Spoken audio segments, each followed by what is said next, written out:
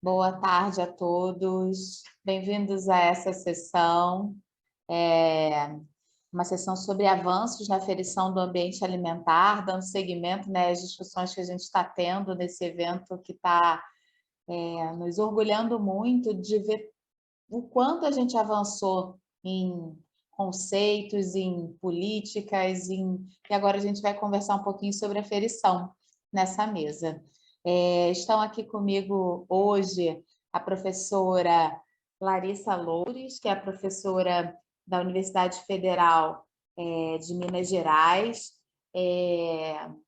do curso de nutrição, é líder do grupo de estudos de pesquisas e práticas em ambiente alimentar e saúde, o GEPAS. Muito obrigada, Larissa.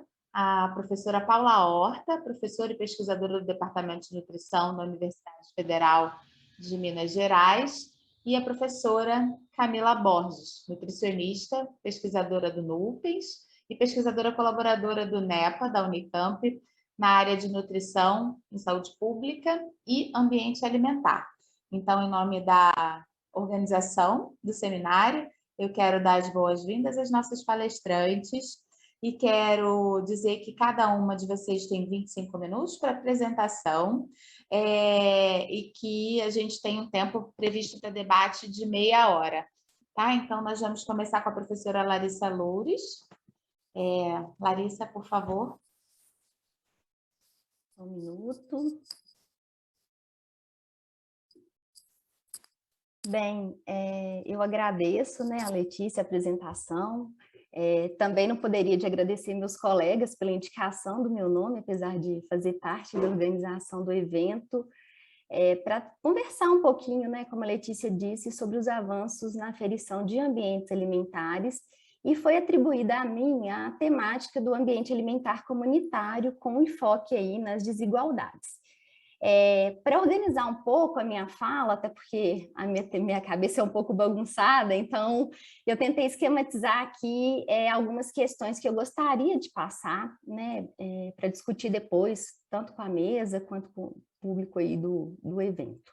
Então, a primeira aqui que eu gostaria de conversar um pouco é como que o ambiente alimentar comunitário, atualmente, ele se integra nesses modelos que a gente tem do ambiente alimentar. Eu acho que isso é muito importante numa mesa de métricas, porque a própria nomenclatura do ambiente comunitário, ela vai se moldando e modificando aí ao longo das décadas, Uma segunda questão que a gente quis trazer para esse debate de métricas foram os conceitos e métricas voltados para os desertos e pântanos alimentares. Então, a gente selecionou essas duas metáforas, não que a gente não tenha outras, mas porque são as mais estudadas. O terceiro ponto, falar um pouco desses conceitos e métricas para os desertos e pântanos alimentares no Brasil, apesar, vou trazer isso na minha fala, de ser uma temática muito estudada fora do Brasil há muitos anos, há tanto tempo quanto a temática dos ambientes alimentares, nós começamos a ferir, em termos de métricas, isso de uma maneira um pouco recente. Então, eu acho que é um debate ainda em construção para a nossa realidade. E depois algumas reflexões finais. Essas reflexões eu já vou pontuar de antemão que não são apenas minhas, elas são frutos de um debate coletivo, inclusive desse grupo aqui que organiza esse evento. Então, eu não vou me apropriar dessas reflexões, porque, na verdade, isso é o trabalho aí, coletivo, que a gente tenta fazer aí dentro da temática dos ambientes alimentares. Como ponto de partida, eu sempre gosto de mencionar que o termo ambiente alimentar, ele surgiu pela primeira vez em estudos da ecologia. E aí, ao longo da década de 90, a temática vai ganhando corpo para a questão mais voltada para a saúde pública, para os estudos epidemiológicos, como a gente tem feito com esse viés atual. E esse conceito de ambiente alimentar, ele se expandiu e começou, de alguma forma, a ser entendido. Aí eu tentei trazer o conceito mais recente, que é a interface do consumidor, com um sistema alimentar que engloba disponibilidade, uma facilidade de uso, conveniência, promoção e qualidade e sustentabilidade de alimentos e bebidas em espaços, né, que aí o grupo da Shauna Downs e colaboradores coloca como espaços selvagens, cultivados e construídos. Eu destaquei o construído porque atualmente o ambiente alimentar comunitário, ele é tratado nesse modelo como parte desse ambiente construído. Que são influenciados aí pelo ambiente sociocultural e político e pelos ecossistemas em que estão inseridos. E o mais interessante dessa evolução em termos conceituais é que atualmente a gente tem uma proposta conceitual que ela é aplicada para países de alta, média e baixa renda, porque durante muito tempo a gente trabalhou com modelos que eram modelos mais voltados para os países aí de alta renda. Então, isso é bem importante de ser mencionado aqui. E aí, fazendo esse recorte dentro do ambiente alimentar, que a gente tem aspectos econômicos, políticos, socioculturais e físicos, a gente tem a temática aí do ambiente alimentar, que foi modificando, né, a nomenclatura ao longo do tempo, e que eu trouxe um pouco dessa evolução, que ele já foi chamado de físico, construído, comunitário, de varejo, disponibilidade, e atualmente a gente entende ele fazendo parte aí desse mercado formal e informal. Nessa linha do tempo, hoje não é objetivo muito passar nesses modelos aqui de ambientes alimentares, essa questão da nomenclatura, como eu disse, ela vai modificando, né? Nesse modelo mais atual de Downs e colaboradores, eles acabam trazendo a temática do ambiente alimentar comunitário, fazendo parte do ambiente construído e olhando muito para uma questão que eu acho que é muito importante nos dias atuais, que é a questão do comércio, né? Ou seja, aí do ambiente alimentar de varejo, que engloba tanto a questão formal quanto informal. Eu destaco a questão informal porque em países de baixa e média renda, como o Brasil, a gente realmente precisa trazer esse debate, né, para ganhar mais corpo, para a gente pensar em termos de métricas e assim por diante. Então, por isso que eu acabei destacando toda essa questão. Mas eu também não posso deixar de mencionar que a outra ponta aqui dessa mesa, que é a questão da desigualdade, ela vem sendo aferida nos nossos estudos de ambiente alimentar comunitário já há um bom tempo aqui no Brasil. Né? Então, eu destaquei aqui duas teses, né? A tese da Milene e a tese da Ana Clara Duran, que já traziam à tona essa questão da desigualdade no ambiente alimentar comunitário, e também não poderia destacar a tese, né, do Paulo, que foi orientando aí da Letícia, da professora Inês Rugani, que também abarcou muito bem essa questão da desigualdade dentro do ambiente alimentar comunitário. E aí, o que a gente tem verificado de uma maneira geral? Que o maior número aí de pequenos comércios, estabelecimentos alimentares para o consumo imediato, formais e informais, eles estão presentes, né, em vizinhanças de maior vulnerabilidade socioeconômica e estabelecimentos com pouca também variedade de alimentos saudáveis e qualidade inferior e custo também fazem parte dessa realidade das vizinhanças de maior vulnerabilidade. A gente sempre tenta, até porque aqui é um seminário internacional, mostrar um pouco dessa paisagem nossa, né, dos nossos ambientes alimentares, apesar da gente discutir de uma maneira global aí esse ambiente para países de baixa e média renda, a gente sabe que cada país tem as suas amenidades, então acho que é sempre muito importante a gente colocar isso, né? E, obviamente, aqui a gente está falando de um ponto de vista do ambiente alimentar comunitário no Brasil, então tem essa ressalva. Esses trabalhos também já realizados há algum tempo aqui no Brasil mostram que para as vizinhanças de menor vulnerabilidade socioeconômica, essas diferenças na disponibilidade de alimentos, então nessas regiões normalmente a gente verifica uma maior presença de supermercados, sacolões e feiras livres e uma maior disponibilidade e variedade em relação à qualidade dos alimentos saudáveis, né? Sempre muito interessante, porque pelo menos aqui dentro da realidade de Belo Horizonte, a gente observa que muitos equipamentos de segurança alimentar e nutricional, como feiras, estão localizados, né, justamente nessas regiões, que são regiões menos vulneráveis. Então, eu acho que a gente também tem que trazer à tona essa questão, né, porque o nosso objetivo aqui é sempre fazer essa ponte com o debate de políticas públicas. E aí, de todo esse cenário dentro do ambiente alimentar comunitário e também na avaliação do ambiente alimentar, que a gente pode chamar de comunitário, enfim, varejo construído, somada com essa questão da desigualdade, aí a gente tem essas metáforas dos desertos e pântanos alimentares.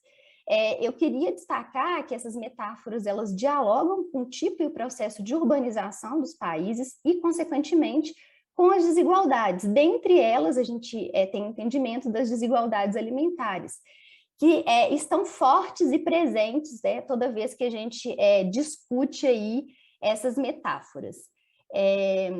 Isso tudo tem sido atrelado, então, né, essas desigualdades, com toda a questão de renda, raça, cor, e também, aqui no Brasil, a gente tem trabalhado muito alguns grupos com indicadores sintéticos de vulnerabilidade, entendendo, né, que essa conjuntura maior das desigualdades.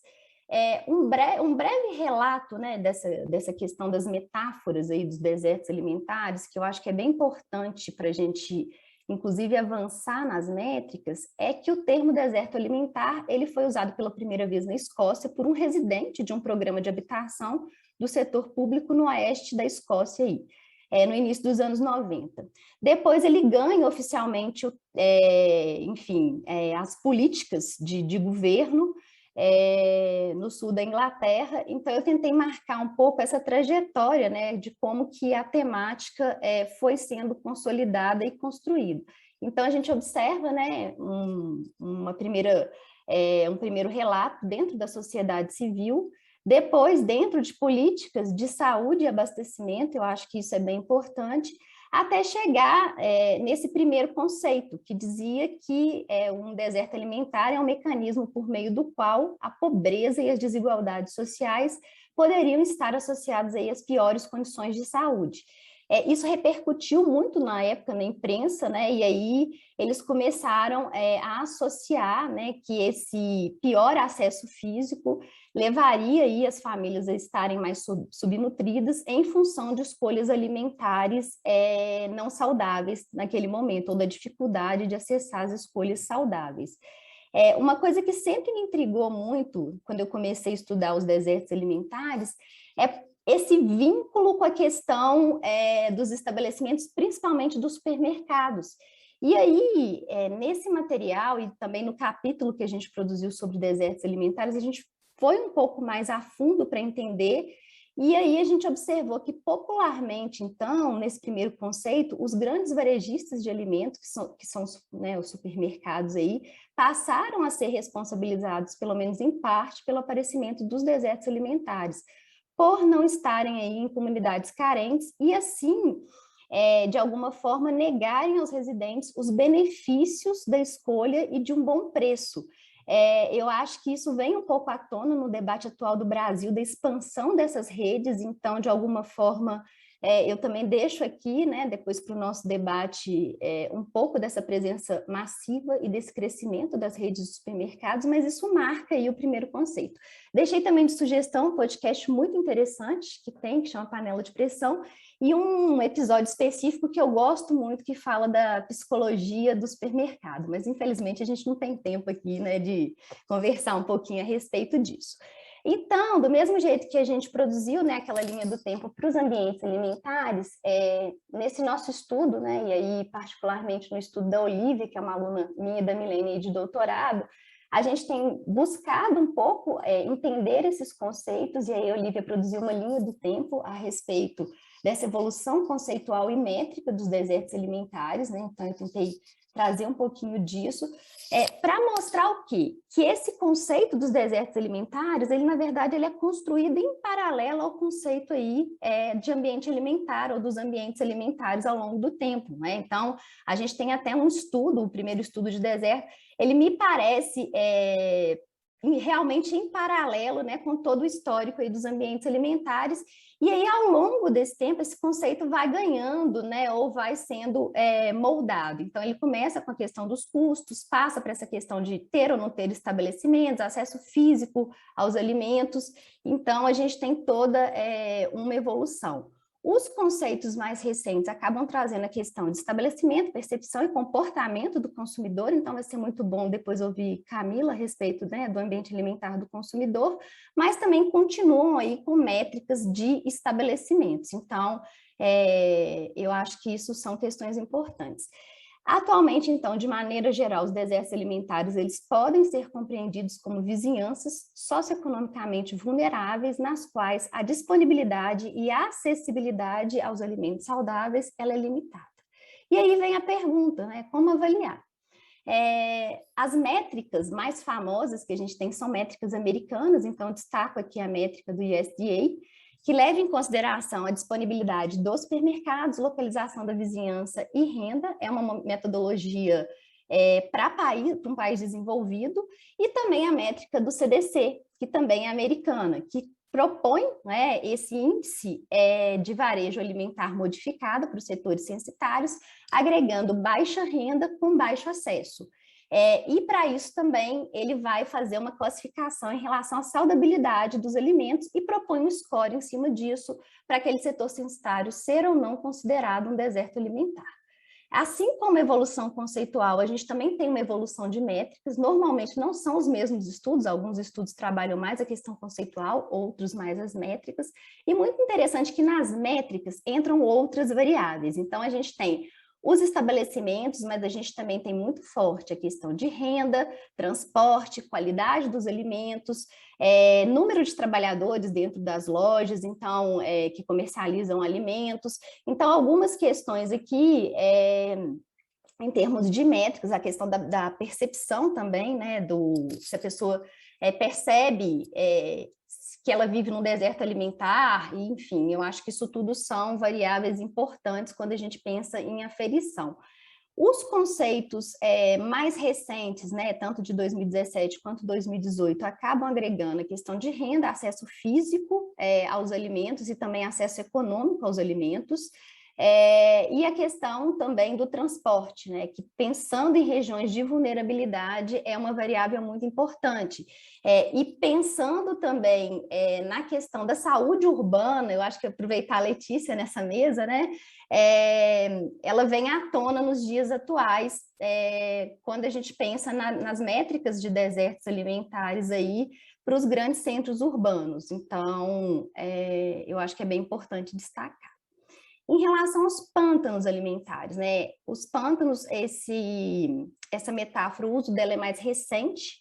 Então, em 2009, um trabalho realizado em Nova Orleans, na Louisiana, ele aponta para o primeiro conceito, que seriam vizinhanças lá de baixa renda, com grande disponibilidade de estabelecimentos que comercializam alimentos não saudáveis, que podem inundar ou alagar a baixa disponibilidade de estabelecimentos que comercializam alimentos saudáveis. Fazendo muito essa analogia, a paisagem, gente, lá na Escócia, que a pessoa imaginou, a gente não conseguiu descobrir, tá?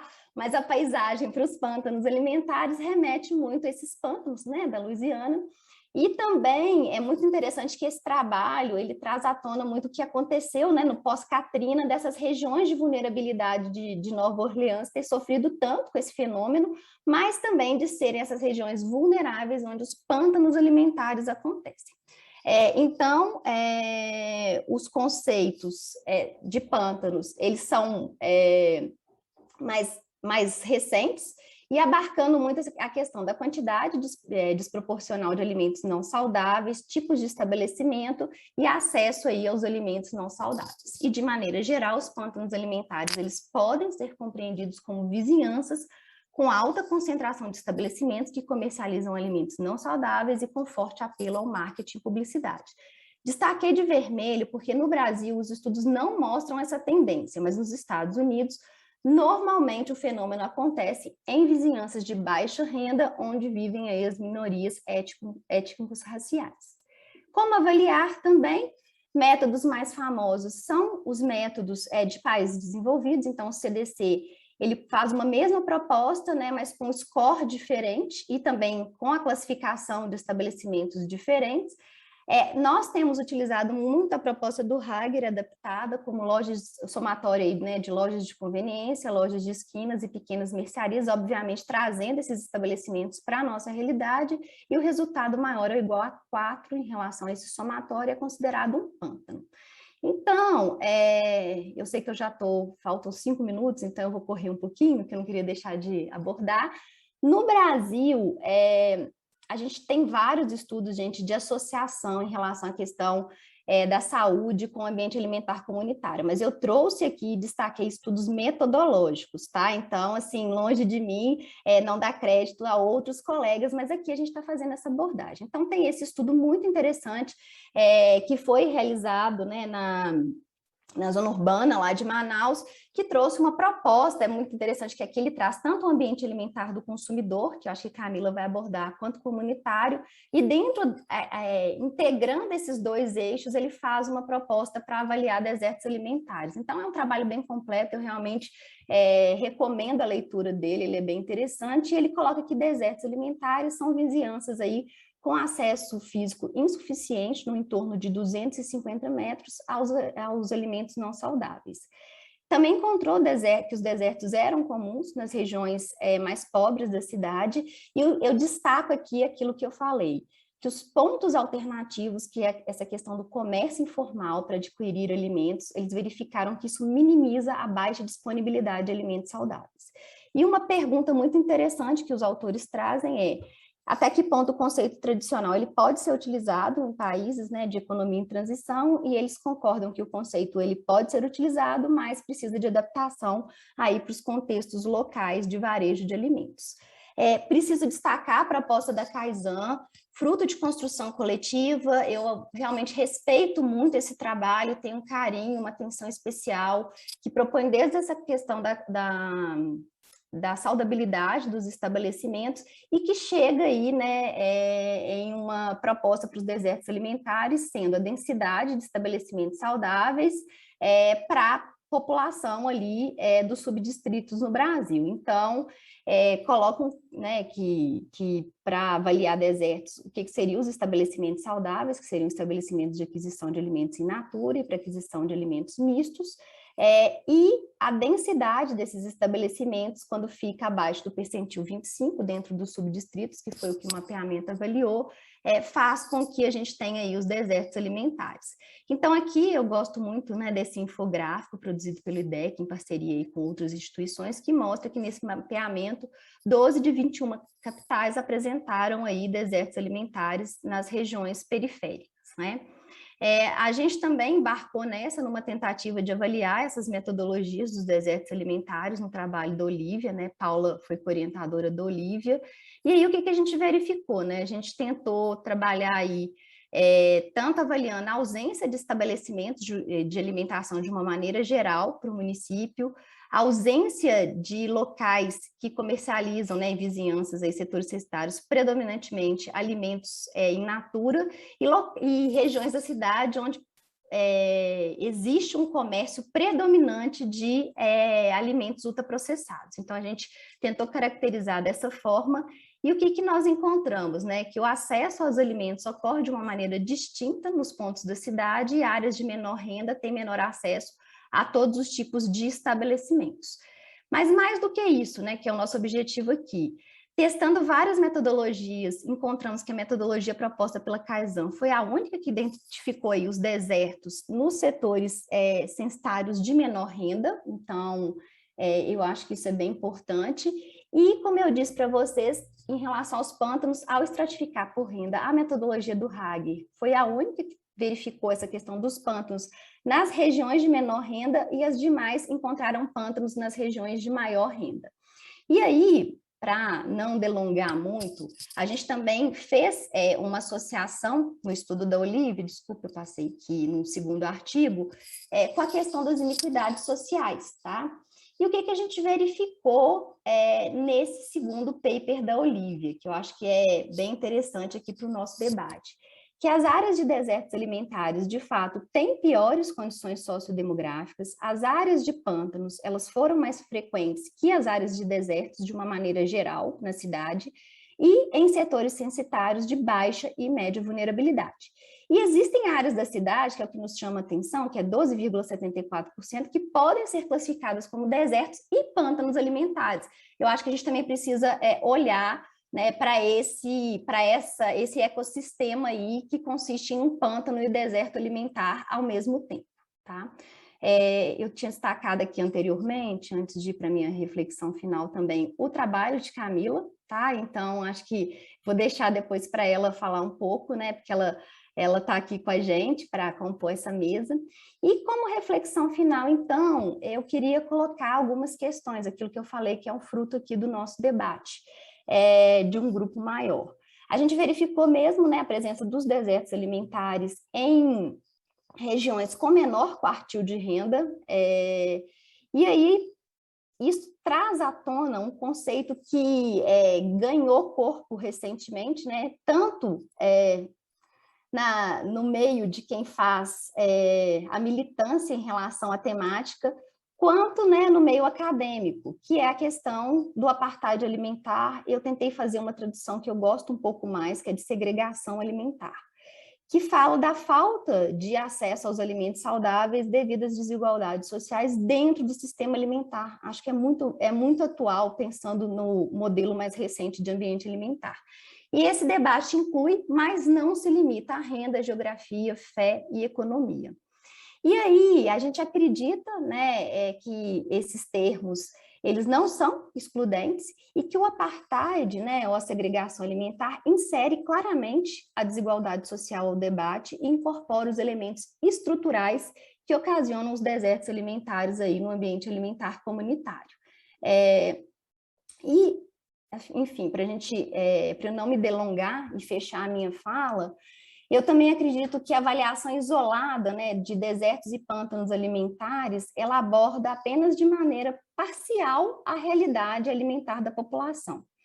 E eu trouxe uma reflexão da CASP, que eu gosto muito, que ela fala o seguinte, que avançar nos conceitos e métricas em relação aos desertos, pântanos ou outras paisagens que a gente pode ter é fundamental para estimular os cidadãos, pesquisadores e formuladores de políticas públicas a irem além das questões do acesso geográfico aos alimentos e do debate de como alimentar os mais carentes. Em vez disso, a ideia é focar em como os sistemas alimentares e ambientes alimentares saudáveis e sustentáveis, que precisam ser repensados, né, para enfrentar aí as causas fundamentais da insegurança alimentar e nutricional e das iniquidades em saúde.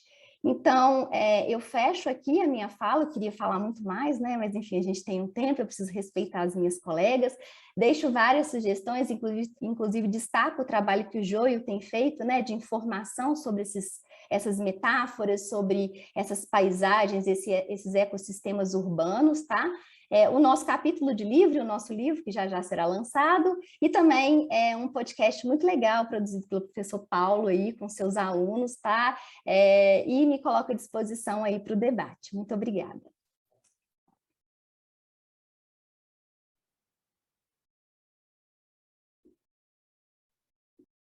Obrigada, Larissa. A Larissa trouxe um ponto importante aí. Ontem a gente estava com a Beca na mesa, né? E ela tinha a missão na primeira mesa de fazer o link entre o sistema alimentar e o ambiente alimentar e o consumidor. E ela falava muito de como o ambiente alimentar é esse espaço de capilaridade, né? É o espaço que chega nas pessoas, e teve até uma discussão calorosa entre consumidor ou não consumidor, porque a gente está num cenário tão perverso atual de insegurança. Que consumidor é esse? Ele acessa, ele tem dinheiro para acessar, né? E aí a gente pode deixar esse ponto aí conectado com a terminologia de deserto, segregação, para a gente levar para o debate, né? Então, muito obrigada por sua fala no ambiente alimentar comunitário. Nós vamos ter agora a professora Camila, que vai tratar aí de métricas do ambiente alimentar do consumidor. Eu já vi que está chegando perguntas sobre o digital. Na seguida vem a Paula, tá, gente? Então, fiquem calmos que já vamos tratar dessa esfera também. Camila. Obrigada, Letícia. Queria agradecer o convite de estar aqui hoje nessa mesa, agradecer aos meus colegas, parabéns, Larissa, pela excelente apresentação e parabéns pela organização do evento, né? A gente vê mesas tão ricas com discussões tão importantes para o avanço, né, do estudo de ambiente alimentar no Brasil e na América Latina. Eu vou compartilhar aqui com vocês a minha tela. Me falem se está ok. Eu vou colocar o tempo aqui, mas qualquer coisa, vocês, por favor, podem me interromper nos minutos finais. Bom, eu vou falar para vocês, deixa eu só colocar aqui em cima, pronto. Um pouquinho dos avanços, né, na avaliação do ambiente alimentar do consumidor, especificamente, que é o ambiente que eu venho trabalhando junto com a professora Patrícia Jaime, aqui na Faculdade de Saúde Pública da USP. Então, a ideia é compartilhar também com vocês um pouco das nossas experiências, dos nossos trabalhos e discutir um pouco como é que o Brasil, né, vem trabalhando com esse cenário do ambiente do consumidor. Eu trouxe aqui para vocês, primeiro, né, acho que a gente tem que sempre lembrar e discutir como é que está o cenário alimentar e nutricional na América Latina, né? Então, a gente vê dietas pobres nutricionalmente, com grande participação dos alimentos ultraprocessados, né? A gente tem visto um insuficiente consumo de frutas, legumes, verduras, cereais integrais. Ao mesmo tempo, a gente vê o aparecimento, né, a prevalência alta da má nutrição em todas as suas formas, obesidade, doenças crônicas, carências nutricionais, especialmente, né, nesse cenário de América Latina, uma escassez de recursos muito grande para prevenção e controle dessas doenças crônicas e dessa má nutrição em todas as suas formas, né? Ao mesmo tempo, a gente acompanha com dados, né, dos inquéritos nacionais um aumento no consumo de alimentos fora de casa e ao mesmo tempo, nesses países da América Latina, a gente vê também um grande aumento nos últimos anos, de 2009 para 2019, por exemplo, nas vendas de alimentos ultraprocessados, né? E é muito interessante a gente analisar isso e como o ambiente do consumidor, que eu vou apresentar para vocês, está envolvido diretamente com esse aumento das vendas, né? E, consequentemente, com o consumo. E aí, existem, quando a gente pensa, né, em todos os fatores que estão relacionados com as escolhas alimentares, e a gente olha, né, os modelos conceituais mais atuais, de todos os fatores que influenciam as escolhas e como que essas futuramente, né, se a gente pensa em desenvolver ambientes alimentares mais saudáveis, sustentáveis e mudar os sistemas alimentares, né, como é que a gente pode olhar, então, para esse ambiente, para esse sistema? Eu trouxe aqui um artigo da Christine Blake e ela faz 3 perguntas, né, que ela tenta responder, pensando, então, em como essas escolhas vão influenciar e de certa forma, né, a gente vai conseguir, teoricamente, mudar esse sistema alimentar, principalmente nos países de média e baixa renda, né? Então, olhando para esse cenário epidemiológico e nutricional que a gente tem atualmente no Brasil e América Latina, o que comemos, então, dentre as opções disponíveis e acessíveis em nosso ambiente? Por que fazemos as escolhas alimentares que fazemos? Como distribuímos, adquirimos, preparamos e consumimos os alimentos atualmente? Eu coloquei aqui essas perguntas especificamente porque elas ajudam também a gente pensar em como que a gente já vai avaliar esse ambiente alimentar e todas as suas dimensões, né? Então, para tentar responder essas perguntas, a gente precisa, então, avaliar as diversas tipologias e dimensões do ambiente alimentar, suas características e especificidades em diversos cenários socioeconômicos, políticos e culturais. E aqui eu trago, né, abrindo, né, então, especificamente sobre o ambiente, a discussão sobre o ambiente alimentar do consumidor, acho que esse modelo, né, está sendo bem comentado e falado, claro que é um dos primeiros modelos de ambiente alimentar, levando em conta um modelo ecológico, né, na construção das variáveis. É um modelo de Glanz que, né, a maioria já conhece, e que, de certa forma, este modelo, apesar, né, a gente sabe, é um modelo mais antigo, mas é o primeiro a trazer, de certa forma, esse conceito de ambiente alimentar do consumidor, né? É um modelo extremamente didático, né? Mas a gente sabe que a tipologia dos ambientes tem muito foco, principalmente no varejo, nos comércios varejistas formais, né?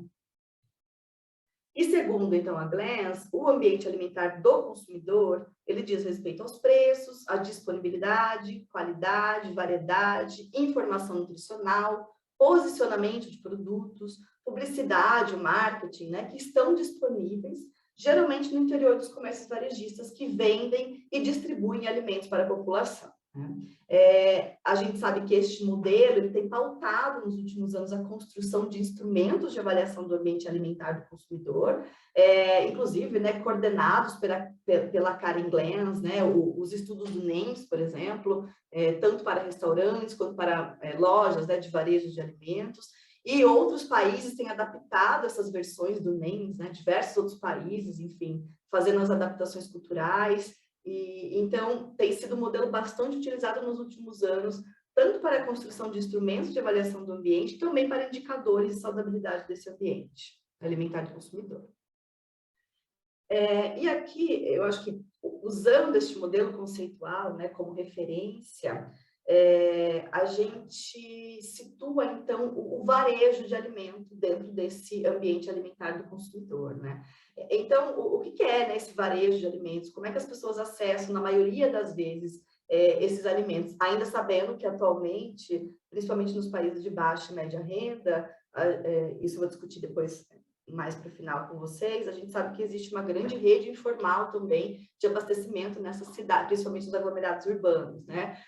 Mas, claro que o varejo de alimentos ele tem sua parcela muito importante na distribuição dos alimentos que são produzidos, né, por esse sistema alimentar.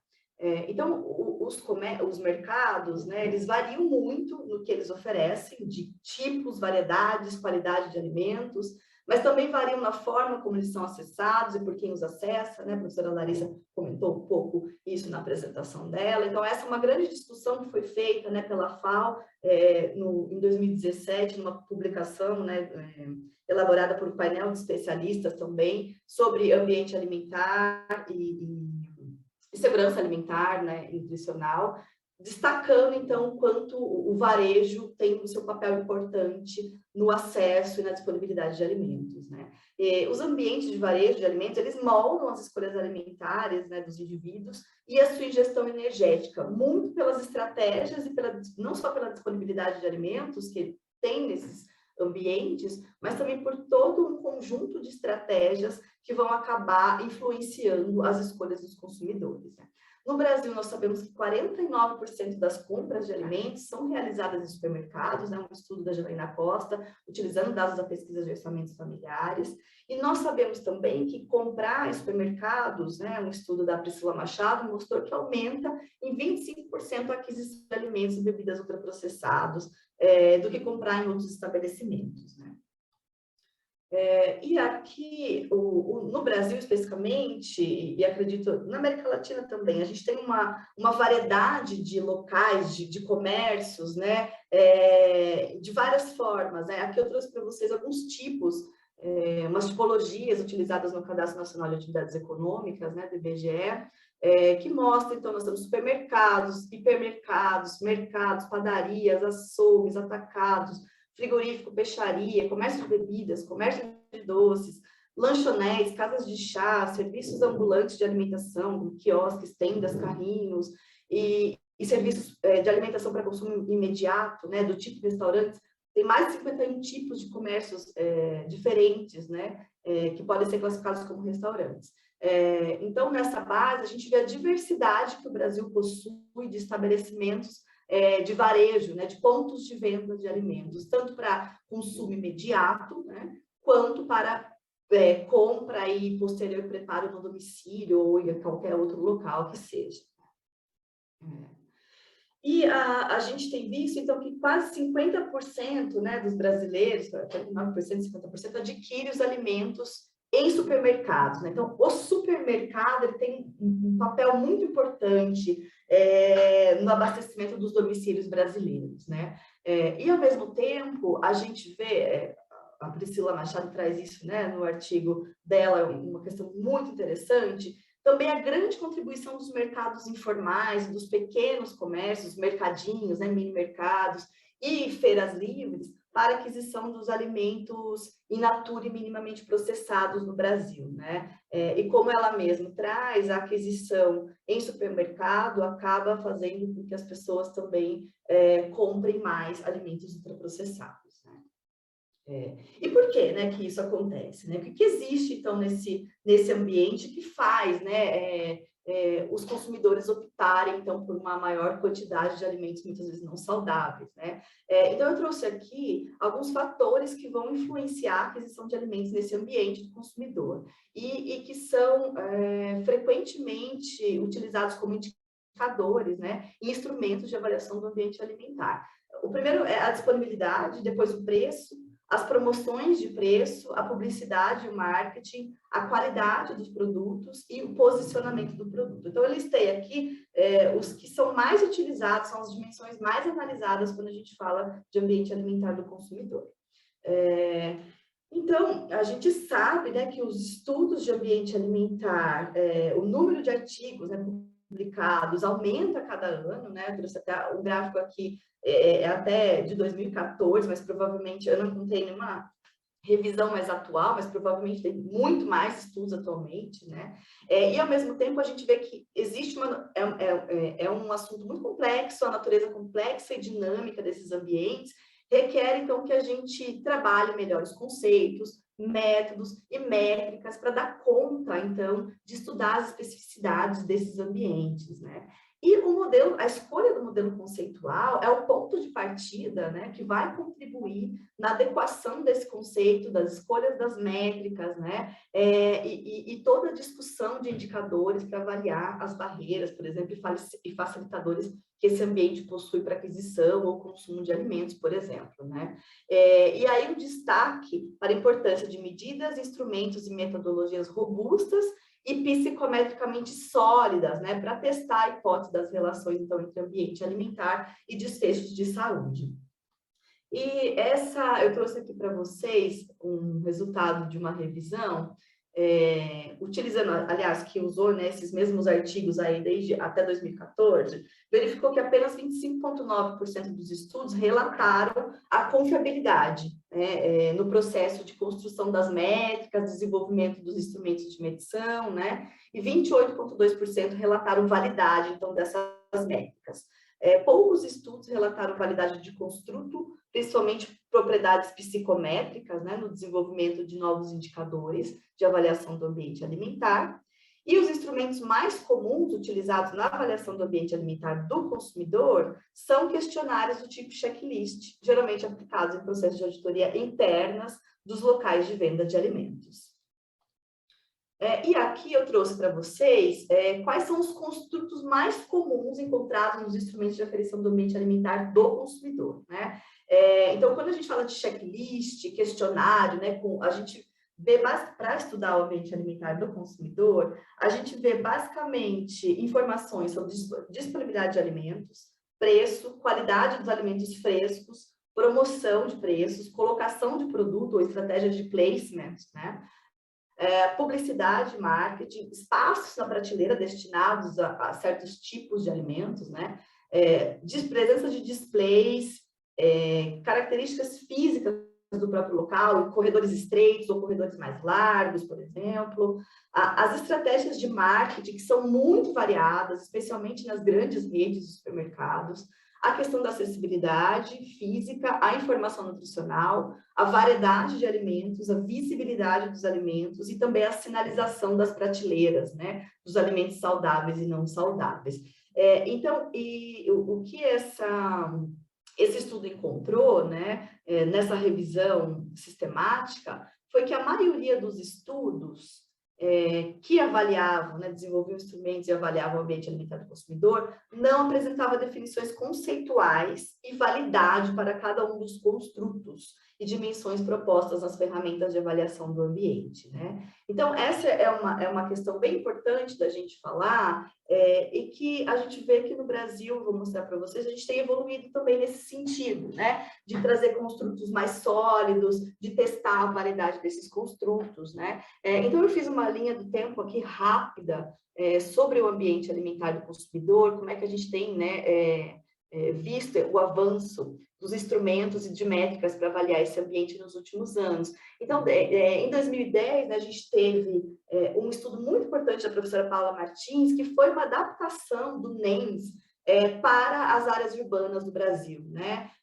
Então, esse foi um pontapé inicial nos estudos de ambiente alimentar no Brasil, e toda a parte de fazer essa adaptação cultural, ela é muito importante, de avaliar o nosso cenário, né? Então, a gente começa em 2010 com essa publicação muito importante da professora Paula. Em 2015, a gente tem o trabalho da Ana Clara Duran com a professora Patrícia Jaime, né? Que é do estudo do ambiente mesogênico de São Paulo, do ESAL, que vai resultar em 2 instrumentos de avaliação do ambiente do consumidor, um pautado basicamente para avaliar restaurantes, né? E outro para avaliar lojas de varejo do tipo supermercado, mercados, né?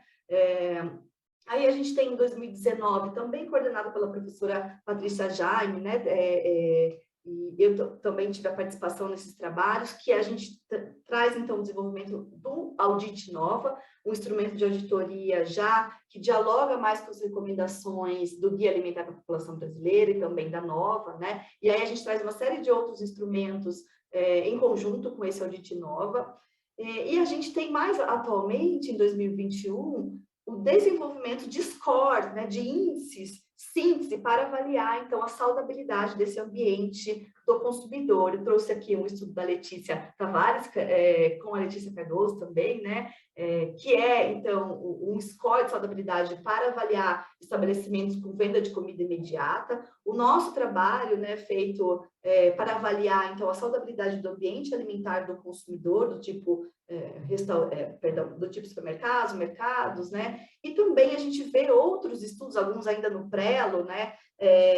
Que trazem uma avaliação do ambiente do consumidor em alguns outros cenários, né? Por exemplo, dentro de universidades, né? Isso é interessante destacar.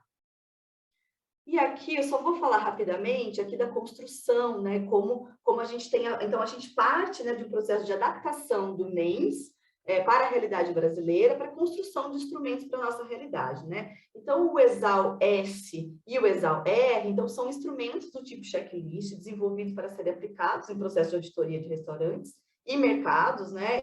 De forma geral, traz uma metodologia muito robusta, né? Para analisar confiabilidade interinvestigadora e teste-reteste, e também validade discriminante, e, ao mesmo tempo, são instrumentos que geram um índice, síntese, para avaliar a saudabilidade desses estabelecimentos, né?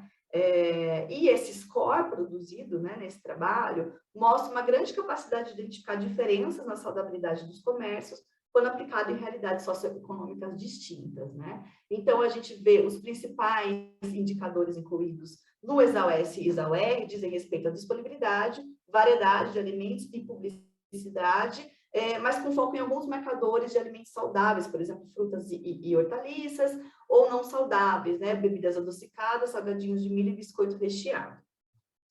E aí, então, a gente sabe, né, o Guia Alimentar, ele foi, então, publicado em 2014, e junto com a professora Patrícia Jaime, nós começamos a avaliar, então, a possibilidade de rever esses instrumentos de avaliação do ambiente alimentar do consumidor, que tinham sido produzidos, né, pela Ana Clara, com a professora Patrícia Jaime. Então, nós criamos o Audit Nova, né? O Audit Nova, ele traz, de certa forma, é um instrumento de auditoria do ambiente alimentar do consumidor, feito em 14 blocos, né? Tá aí um pouco a descrição dos blocos desse instrumento para vocês, né? Nós trabalhamos com análise de confiabilidade e validade desse instrumento, e os indicadores que nós incluímos, aí também tem disponibilidade, variedade, mas aí entra já questões de posicionamento do produto dentro da loja, preço, publicidade e informação, né? Aí mais com foco em todos os 4 grupos de alimentos da nova classificação, né? E também pensando numa lista de alimentos um pouco mais ampla do que a lista produzida pelo ESAL, né? Pensando em colocar alimentos que fossem representativos dos hábitos alimentares dos brasileiros, usando a pesquisa de orçamentos familiares, né? Para selecionar esses alimentos. Então, a gente vê basicamente da parte analítica do Audite Nova, né, a gente traz a validação de conteúdo como um processo importante de consulta a especialistas, né, uma etapa muito importante no desenvolvimento de um novo instrumento, além da confiabilidade, né, inter-avaliador, teste e reteste, pensando também na avaliação, na mudança da aplicação do instrumento ao longo do tempo, né, então a gente traz alguns indicadores de capa, coeficientes de correlação. No geral, a gente vê que as dimensões, os construtos, eles trazem uma boa confiabilidade. O que a gente viu eram baixas confiabilidades, especialmente quando a gente analisa a publicidade de alimentos, porque a gente sabe que as estratégias publicitárias, elas mudam o tempo todo dentro do comércio, em especial dos grandes supermercados, né? E isso acaba afetando um pouco a qualidade da métrica desenvolvida, e é algo que a gente precisa, de certa forma, aprimorar, né, ao longo do tempo. E também as escolhas e dimensões do Audite Nova foram baseadas, né, em revisões da literatura, pensando nos principais aspectos que influenciam o consumidor dentro desse ambiente.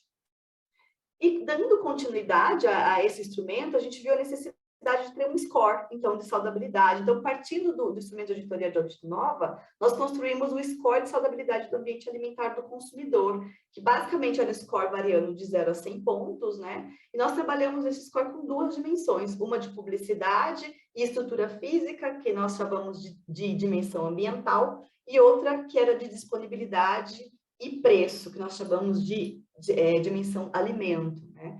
Por que a gente dividiu esse score basicamente em 2 dimensões? Porque a gente viu que um varejista, ele pode apresentar uma alta disponibilidade de alimentos saudáveis, mas ao mesmo tempo uma presença maciça de publicidade, outras estratégias de colocação de produtos, que vão promover produtos ultraprocessados e não saudáveis, né? Tornando esse varejo menos suscetível de promover hábitos alimentares mais saudáveis.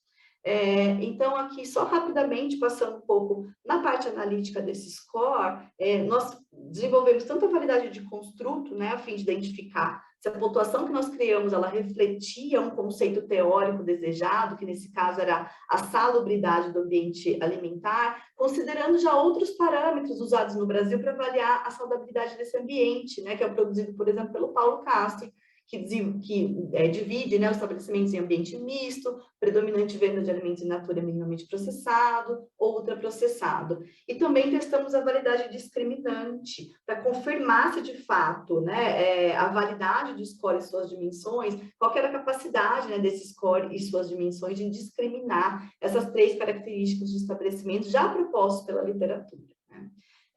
De certa forma, as nossas análises mostraram que o score deu conta de captar as diferenças, tanto, né, dos ambientais, quanto relativa aos alimentos, entre diferentes tipos de comércio, e seria, de fato, foi o primeiro estudo no Brasil a considerar o grau de processamento de alimentos na construção de um score de saudabilidade do ambiente alimentar do consumidor. Eu trago também aqui que esse score, de certa forma, ele pode ser utilizado para testar a associação entre ambientes de varejo e o comportamento alimentar em estudos, né, multiníveis sobre os determinantes da obesidade e doenças crônicas, porque a gente fez a validade, principalmente pelos processos de validade envolvidos na criação do score, né. E aqui eu trago para vocês, né, o estudo da Letícia Tavares, que também é muito importante, que é um avanço também para o Brasil, que traz um score de saudabilidade, mas para avaliar o estabelecimento de consumo imediato, né? Do tipo restaurantes, lanchonetes, bares, cafeterias. E nesse estudo, então, foram desenvolvidos praticamente 4 indicadores baseados na disponibilidade de alimentos in natura e minimamente processados e alimentos ultraprocessados, né? E com esses indicadores é produzida, então, uma escala que varia de 0 a 100, e expressa, então, a ideia de que o estabelecimento ele promove uma alimentação saudável, facilita o acesso ao minimamente processado e dificulta, então, o acesso ao ultraprocessado, né? O interessante desse estudo é destacar que, para a aplicação desse score, a gente não precisa de um processo de auditoria, o que é muito interessante, né, do ponto de vista de orçamento, de pesquisa, de custos, que a gente sabe que o processo de auditoria muitas vezes, dá muita riqueza, traz muita riqueza de informação, mas é muito custoso, muito demorado, né? Então, os indicadores, nesse caso, são fáceis de interpretar e dispensam esse processo detalhado de auditoria, né? E aqui eu trago só rapidamente, pensando, né, na América Latina, o Informas, os protocolos sendo aplicados por diversos, já está acabando, viu, Letícia? Por diversos países aí, incluindo Argentina, Chile, Brasil, Costa Rica, Equador, né, Guatemala, México, Panamá. A gente não tem especificamente um módulo de ambiente do consumidor, mas existem protocolos, por exemplo, do varejo, que podem ser adequados, principalmente para fazer comparações e fazer monitoramento de políticas públicas, né? É muito importante destacar. Trago, assim, para a gente fechar, pensando que o cenário informal de abastecimento, né, ele é muito importante para a nossa realidade socioeconômica, e a gente viu já nos nossos estudos no município de Jundiaí, uma grande concentração, por exemplo, quando a gente foi fazer auditoria do ambiente do consumidor, de venda de alimentos ultraprocessados em farmácias, que é um local, né, que a gente pode pensar, nossa, que atípico, né, a venda de alimentos em farmácias. Então a gente tem que considerar isso, né, quando a gente vai pensar a auditoria do ambiente do consumidor e todas essas diferenças. E pensar nas transições dos ambientes alimentares, como a Shauna Dawes trouxe ontem, né, na fala dela, esse ambiente está em constante transformação, então a gente precisa sempre revisar os instrumentos, avaliar os instrumentos, né, e de fato, se eles dão conta, especialmente, de captar esses mercados mais informais de comercialização e distribuição de alimentos também, né, hortas comunitárias, cozinhas comunitárias, doações, né, como é que a gente pode trabalhar isso? Acho que é um grande desafio para a gente atualmente. Então, para finalizar agora mesmo, o Brasil avançou, né, da adaptação de instrumentos para a criação de instrumentos e métricas que dialogam com o cenário epidemiológico e nutricional e com o guia alimentar, né? Acho que existe ainda a necessidade de adequar instrumentos e métricas existentes no país, levando em conta as transições desse ambiente. Então, acho que a gente precisa revisitar esses instrumentos de forma constante, né? Incluir testes de validade na criação de novas métricas, indicadores e índices é extremamente importante. O Brasil teve avanços nesses aspectos nas últimas publicações, né? Propor novos indicadores do ambiente do consumidor pautados na sustentabilidade, que é o modelo conceitual mais atual, né, de ambiente que a Shauna traz para a gente. Estabelecer sistemas de vigilância para prever e acompanhar as mudanças no ambiente alimentar do consumidor a longo prazo, isso mais pensando em política pública, né? E, claro, coloco aí como destaque também os protocolos do Informas como protocolos importantes para a gente acompanhar as mudanças desse ambiente. Gente, obrigada. Passei aí alguns minutinhos, me desculpem. É isso. Obrigada, Camila. Que riqueza, né, gente, de ver. Eu vi 2 pontos em comum já entre Larissa e Camila, né, que é essa nossa busca entre conectar conceito e aferição, conceito e aferição, e o conceito vai mudando e a gente tem que mudar a aferição também, né? Por que a gente não falou aqui nessa mesa de indicador de densidade de estabelecimentos no ambiente comunitário? Porque isso a gente já, ok, a gente já sabe, mas o que mais, né? Então, a gente está avançando, é uma sensação que eu tenho que a gente está avançando e a gente está tentando dar conta desse dinamismo, apesar de algumas lacunas, né? Que aí as perguntas já estão vindo aí para o ambiente informal, a gente vai ter um debate rico, pela minha impressão aqui do chat já. Vamos passar, então, a palavra para a professora Paula Horta, que vai tratar aí do ambiente alimentar digital. Paula. Boa tarde, pessoal. Vocês estão me ouvindo? Está tudo certo? Beleza. Então, eu queria agradecer o convite, né, da organização, na verdade, a indicação dos meus colegas para falar sobre a aferição do ambiente alimentar de informação e do ambiente alimentar digital e dizer que é um prazer compor essa mesa, né, com Letícia, com Camila e com Larissa. Bom, vamos lá. Eu vou organizar minha fala da seguinte forma, né, tentando ser a forma mais, né, otimizada, talvez. Então, trazer alguns conceitos iniciais que eu considero importantes, né, para a gente discutir, conversar sobre a aferição desses ambientes. E à medida que eu for fazendo a exposição sobre os instrumentos, né, as ferramentas para a aferição desses ambientes, eu já vou discutindo alguns desafios e lacunas para avanço, tá? Que eu acho que é uma forma que eu consigo aproveitar melhor o tempo e depois no nosso debate a gente consegue, quem sabe, discutir aqui e pensar formas de se avançar, né? Bom, então, primeiro, sobre o ambiente alimentar de informação, né, diz respeito ao que a gente tem de informação no nosso ambiente alimentar e sua maior parte, né, isso é mensagem publicitária, né, informação publicitária sobre alimentos.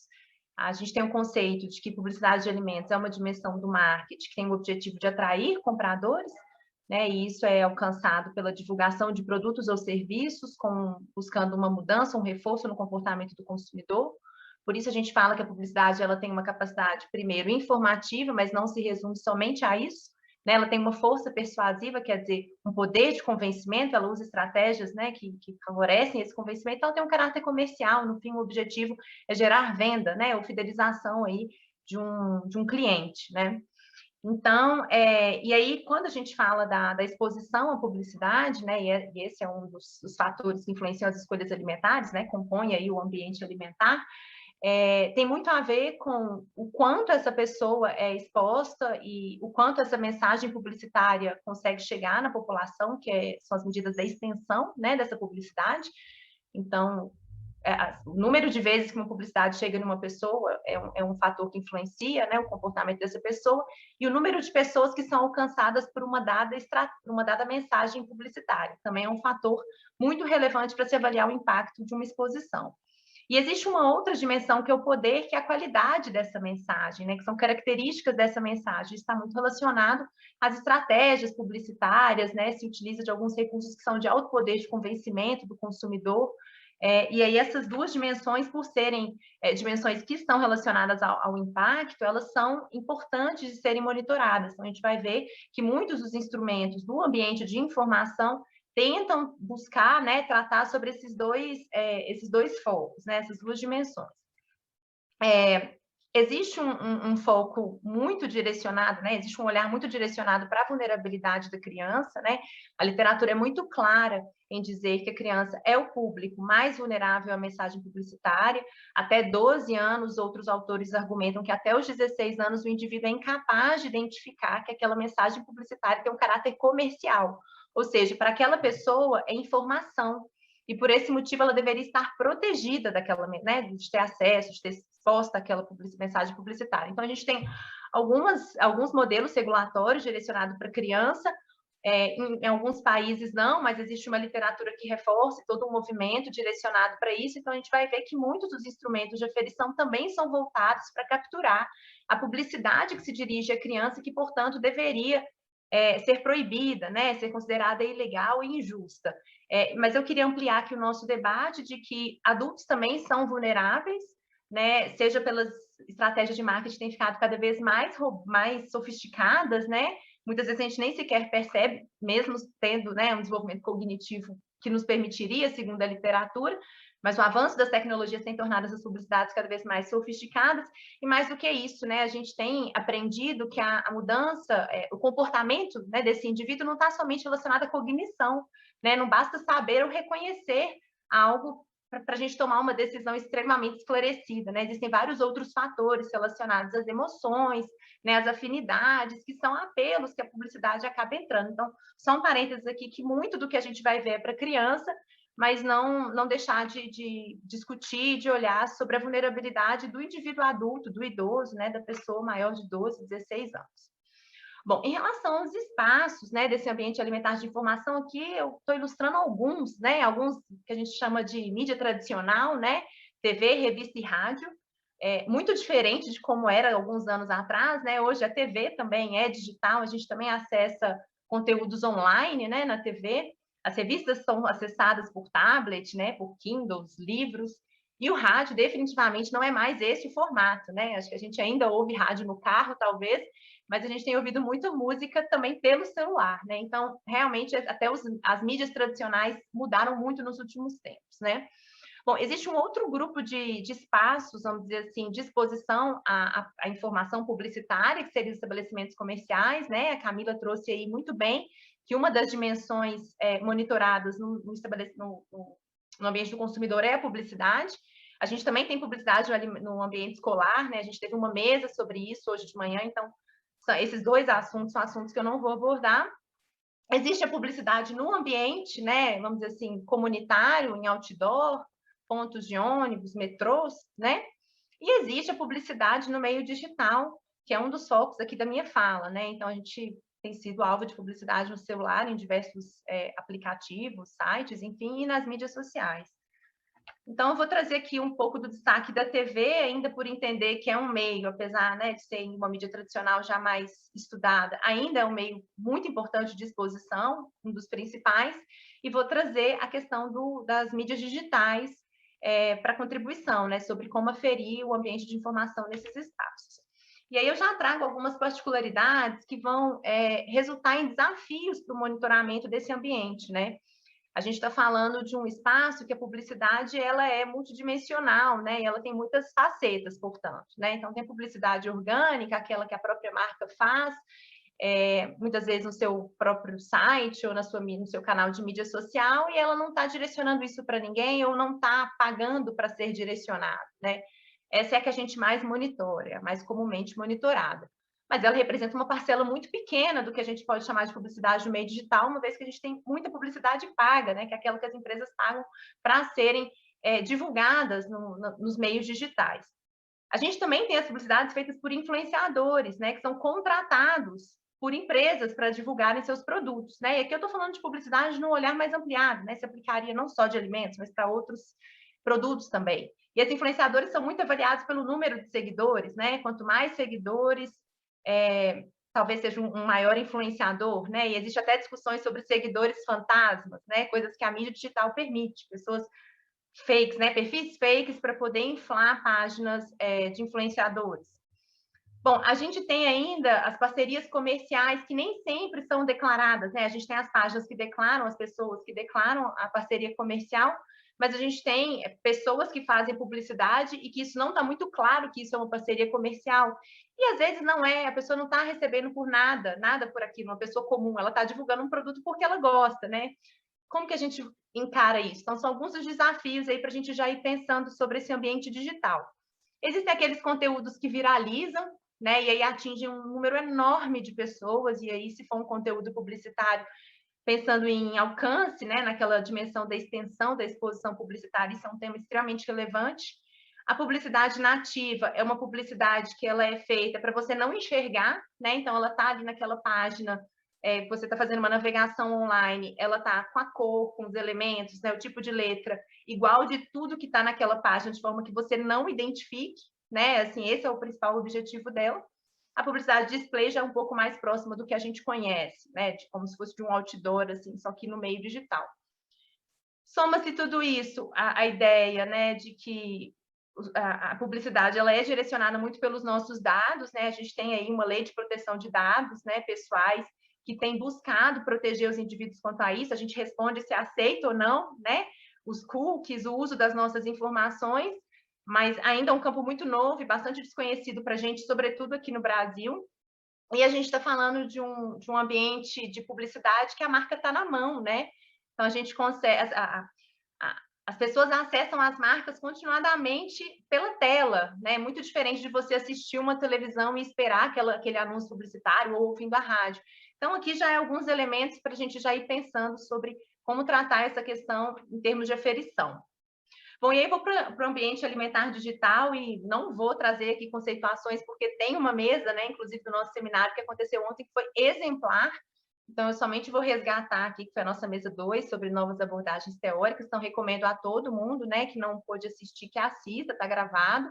Aqui são alguns materiais teóricos de referência, mas só retomar que o ambiente digital é o contato que o indivíduo tem, né, com o alimento, com a alimentação, né, com essas referências no meio digital, né? Então, ele se soma ao ambiente físico, vamos dizer assim, no ambiente digital.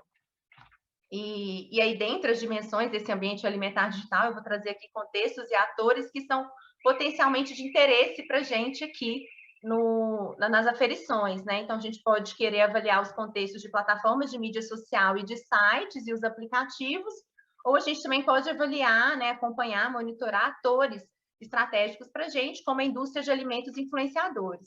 Na verdade, existe potencial de explorar todos esses contextos e atores. Eu estou trazendo aqui os que são mais comuns, né? Ainda que seja algo extremamente recente e ainda muito desconhecido para todo mundo, né? Mas é o que a literatura tem nos mostrado. Ainda fechando essa parte de conceitos, só para trazer aqui uma ilustração que talvez represente um pouco do ambiente alimentar com todas as suas dimensões, né? Ou pelo menos vamos tentar pensar que é isso. E aí o ambiente de informação ele está inserido aqui. A gente vai ter esse ambiente, como eu disse, dentro do estabelecimento comercial, dentro das casas das pessoas, né? Nos espaços onde elas se locomovem. Esse digital também está inserido, né? Elas podem acessar celulares, tablets, enfim, qualquer espaço. Televisão digital, né, em espaços distintos, e a gente tem, inclusive, uma área comum entre esses dois ambientes, que é muito do que eu vou falar aqui, né, que é a publicidade que está no meio digital. Então, só para dizer que são dois ambientes que fazem parte desse ambiente maior, né, que a gente reconhece. Bom, então, discutindo agora sobre aferição, indo para a televisão, né, como eu disse, é a mídia mais tradicional e mais monitorada. Camila falou do Informas, né? Então, a gente tem uma rede de pesquisadores mundiais, a gente tem alguns protocolos pensados para dimensões do ambiente alimentar, e uma delas é a televisão. Vejam que é um protocolo que foi publicado em 2014, atualizado em 2017, então não é assim, um dos mais recentes.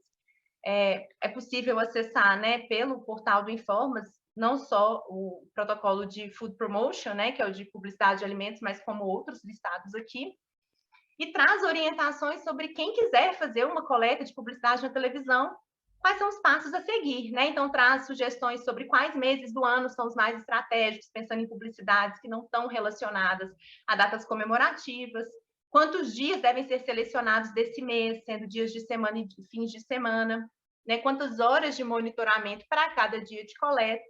Existe uma orientação sobre quais canais, como escolher os canais, né? Com um estímulo aí para os canais que têm direcionamento para crianças, e como classificar canais abertos e fechados, é a sugestão, e como que a gente pode analisar esses alimentos, né? E sobre isso tem duas orientações, né? Uma é do perfil nutricional, e o documento do Informas trabalha com o perfil nutricional da OPAS e da OMS, né? Então, avaliar a presença de nutrientes críticos nos alimentos, e avaliar os grupos de alimentos, né? Lá no Informas, eles indicam o grupo segundo o Guia Alimentar Australiano, né? Mas a gente aqui no Brasil, do Grupo Informas Brasil, trabalha com a classificação nova para caracterizar a publicidade televisiva de alimentos. Então, é um protocolo muito detalhado, assim, traz informações muito específicas sobre como montar, né, a sua coleta de dados, como coletar as informações. Acho que uma parte bastante desafiadora disso é obter as gravações, né, da programação. Isso normalmente a gente contrata uma empresa, e depois para extrair a publicidade de alimentos é uma parte muito trabalhosa. A gente tem estudado no nosso grupo a possibilidade de usar algoritmos de inteligência artificial para fazer essa coleta. Esse é um tema de dissertação de mestrado de uma aluna minha. A gente imagina que isso vai avançar bastante, mas eu colocaria como um dos gargalos do monitoramento da publicidade televisiva esse volume muito grande de gravações, né? Nós estamos sentando em 18 horas por dia, por 8 dias, né, a cada ano, então um volume muito grande. A gente assiste tudo isso para poder extrair. Então, vamos ver se os algoritmos funcionam.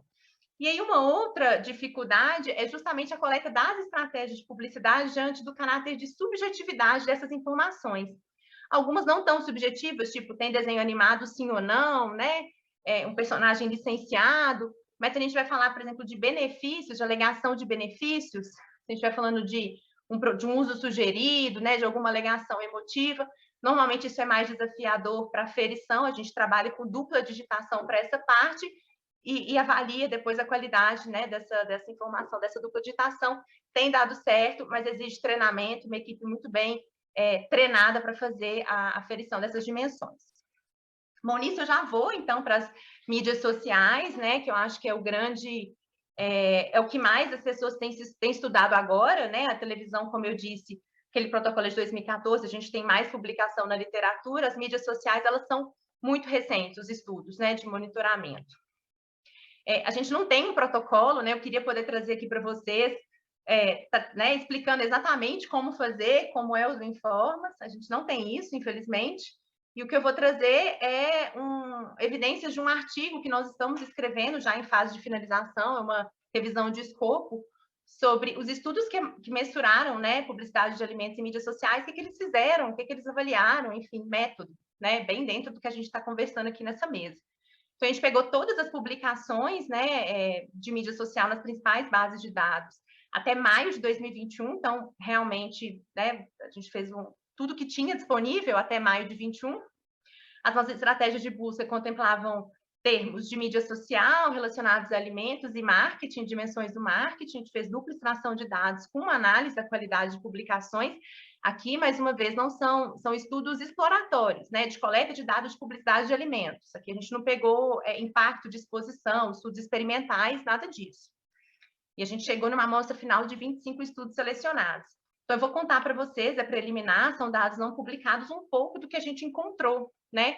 E acho até importante trazer um contexto de que surgiu essa ideia de fazer essa revisão porque a gente faz coleta de publicidade em mídia social no nosso grupo, e era muito difícil, porque cada coleta a gente tinha que determinar, né, quais variáveis, a gente ficava muito inseguro, né, porque não tinha um instrumento pensado para isso, então a ideia era fazer né, uma varredura da literatura para entender melhor sobre isso, né? Então, existem duas dimensões, né? Duas dimensões mesmo de coleta de dados, né? Então, a gente pode optar por fazer uma análise de publicidade feita pela própria marca, né? Então, assim, que a empresa posta na página de mídia social dela, ou a gente pode escolher o caminho de analisar o usuário da mídia social. Então, a gente vai olhar a página de uma pessoa, né, de um influenciador. Então, a gente tem esses dois caminhos da literatura, né, publicações sobre esses dois caminhos. E a gente pode escolher a publicidade orgânica, gratuita, e a paga. E aí, assim, a paga, a gente definitivamente é o nosso maior gargalo, né, porque como ela é direcionada para um perfil de consumo, ela está muito atrelada ao seu dispositivo, ao navegador, ao que a pessoa utiliza, né, no meio digital. Então, até o presente momento, a gente tem, eu vou até falar um pouco mais para frente, muito em breve, sobre como a gente poderia chegar um pouco dentro dessa publicidade paga, mas tem um desafio de operacionalizar isso muito complexo, né? Assim, então, acaba que a maior parte dos estudos estão nessa publicidade orgânica, no que a página posta na página, né, na página dela, né? Porque a marca posta na página dela. Bom, e aí um dos processos é definir quais páginas serão estudadas, né? Isso passa por definir, né? Normalmente os estudos trabalham com as páginas que têm maior número de usuários, né? Então a gente tem alguns rankings que mostram quais são as páginas, sei lá, do Facebook, do Instagram, que tem mais seguidores.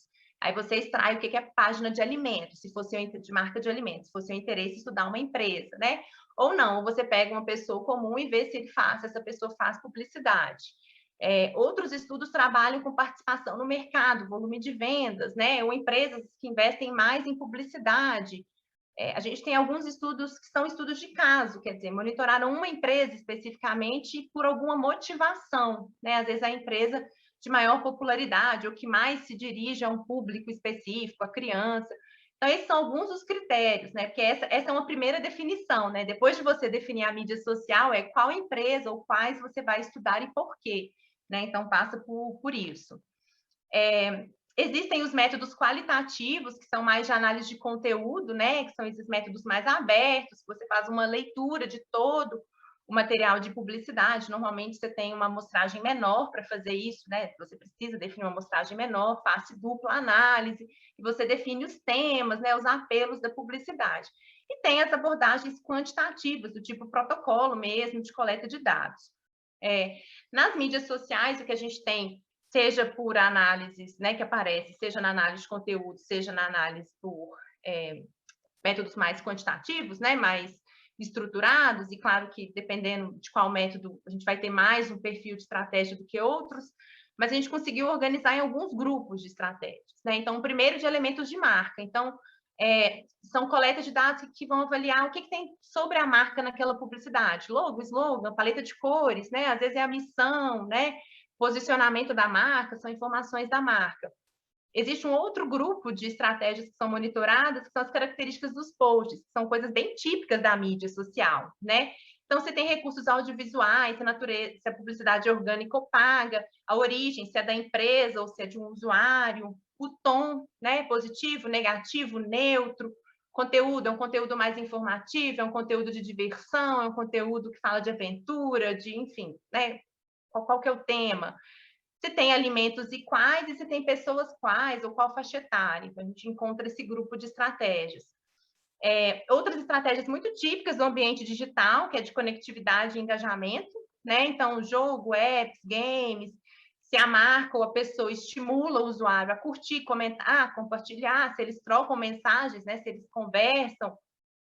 Daí a gente tem as particularidades, né, da exposição à publicidade no meio digital, você pode conversar com a marca, isso a gente não consegue na televisão, por exemplo. E a gente tem aqueles grupos de oferta de prêmios, conforme eu já mostrei para a TV, caracteres promocionais, alegações de benefícios também, né, bem dentro do que a gente já tinha visto, e muito mais recentemente a coleta, né, de dados de apelos publicitários durante a Covid-19. A gente tem uma emergência na literatura de estudos com essa temática, alguns fizeram análise de conteúdo e outros foram direcionados, inclusive, por outros documentos importantes, né, recentes. Então, a gente tem esse documento que apontou alguns comportamentos de indústrias, né, de commodities, durante a pandemia. Então, tem autores que usaram esse material como referencial teórico para fazer a coleta de dados de publicidade de empresas de alimentos. Então, é um pouco do que a gente tem visto nas mídias sociais. Existe ainda um grupo de instrumentos para aferição de ambiente digital que se direciona exclusivamente para criança. É um documento da OMS Europa, bastante interessante. Eu cito aqui no meu slide um artigo que faz uma breve revisão integrativa sobre métodos de monitoramento de publicidade na internet para crianças. E no final eles apresentam o CLIC, que é um instrumento, né, que é o protocolo para coleta de dados de marketing digital direcionado à criança da OMS Europa. São 5 etapas, né, cada letra é uma etapa, e é um instrumento, assim, é um documento muito interessante, porque ele realmente direciona, ainda que ele não dá todas as informações. Então, e não dá porque a gente não sabe mesmo, né? A gente precisa ir desvendando isso tudo junto, né? É um tema muito novo. Mas, basicamente, a primeira etapa é compreender esse ecossistema digital, né? Entendendo como um ambiente mesmo, de fazer uma caracterização geral, seja do ponto de vista de regulação, de quais são as empresas que estão nesse ambiente, quais são os espaços digitais mais acessados pelas crianças, né? Informações sobre a indústria de publicidade também, dos meios de comunicação. Então, uma descrição mesmo de ecossistema. A gente tem uma segunda etapa de varredura de campanhas de marketing, né, que é de coleta de dados mesmo, um pouco dentro do que eu falei aqui de mídias sociais, de identificar quais são os apelos, as estratégias, os meios onde as indústrias divulgam, né, assim, com dados numéricos. A gente tem a investigação da exposição e o uso de softwares de captura de tela em tempo real como 2 etapas recomendadas.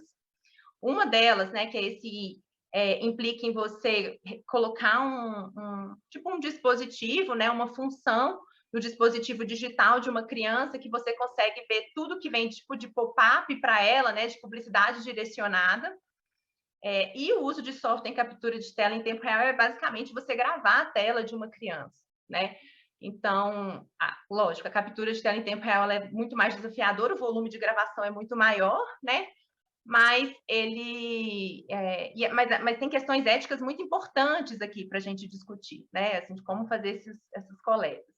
E o último é a tradução do conhecimento, é de fato você divulgar essas informações colhidas para o meio acadêmico, enfim, para gerar impacto, meio acadêmico e para a sociedade, né? Bom, super recomendo a leitura desse protocolo. A gente tem uma página da OMS Europa, tá? Com os templates e os protocolos para monitoramento da internet. Eles têm instrumentos para coleta de dados de YouTube, de influenciadores, é bem bacana. A gente ainda tem os estudos de monitoramento do ambiente de informação digital, e aqui não só digital, na verdade, de informação geral, que avalia qual que é a adequação das publicidades, né, naquele determinado país às regulações, né? Então, pode ser uma regulação estatal, pode ser um acordo de autorregulação. Então, existem também essas metodologias. Letícia, eu sei que já deu 25, eu vou pedir mais uns 5, eu acho, para terminar, tá? Vou falar agora dos aplicativos, né? Os aplicativos de delivery de comida, acho que é o grande boom, né, mais recente, assim, dentro dos estudos de ambiente digital. A gente já tinha alguma coisa de mídia social e agora tem saído alguns estudos de delivery no mundo, né? Acho que algumas informações, assim, mais iniciais, a gente não tem protocolo específico aqui, nem revisão sistemática, né, nem revisão de escopo, nada disso para direcionar. Eu vou trazer um pouco do que eu conheço da minha leitura, né, dos estudos e até do que a gente tem feito no nosso grupo de pesquisa. Então, primeiro, existe um critério para você definir qual aplicativo você quer, isso tem a ver com cobertura, né? E com abrangência. Então, assim, se você quer estudar uma cidade, nessa cidade, quais são os aplicativos mais populares? Se eu quero pegar no país, ou se eu quero pegar em vários países, eu preciso pegar aplicativos que sejam relevantes para essa abrangência, né? Para essa região escolhida. Existe uma definição que é de dias e horários também, né? Então, almoço, jantar, dia de semana, fim de semana, é um cuidado que a gente tem tido de ter variedade nesses dias, ainda que a gente não veja tanta diferença no perfil né, nas características desse ambiente digital, dos aplicativos. E existem os critérios de definição dos estabelecimentos, né? Você vai pegar os estabelecimentos mais populares, né, naquele aplicativo, ou os estabelecimentos mais próximos de um determinado endereço, né? Assim, o meio digital ele flexibiliza um pouco a distância física, né? Mas você precisa definir um critério. Normalmente, o critério de popularidade é um bastante utilizado. Ao definir qual aplicativo, os dias, os horários, né? Você pode querer descrever esses estabelecimentos comerciais. Então, tem estudos na literatura que descrevem pelas palavras-chave, quer dizer, sobre como ele mesmo se identifica, né?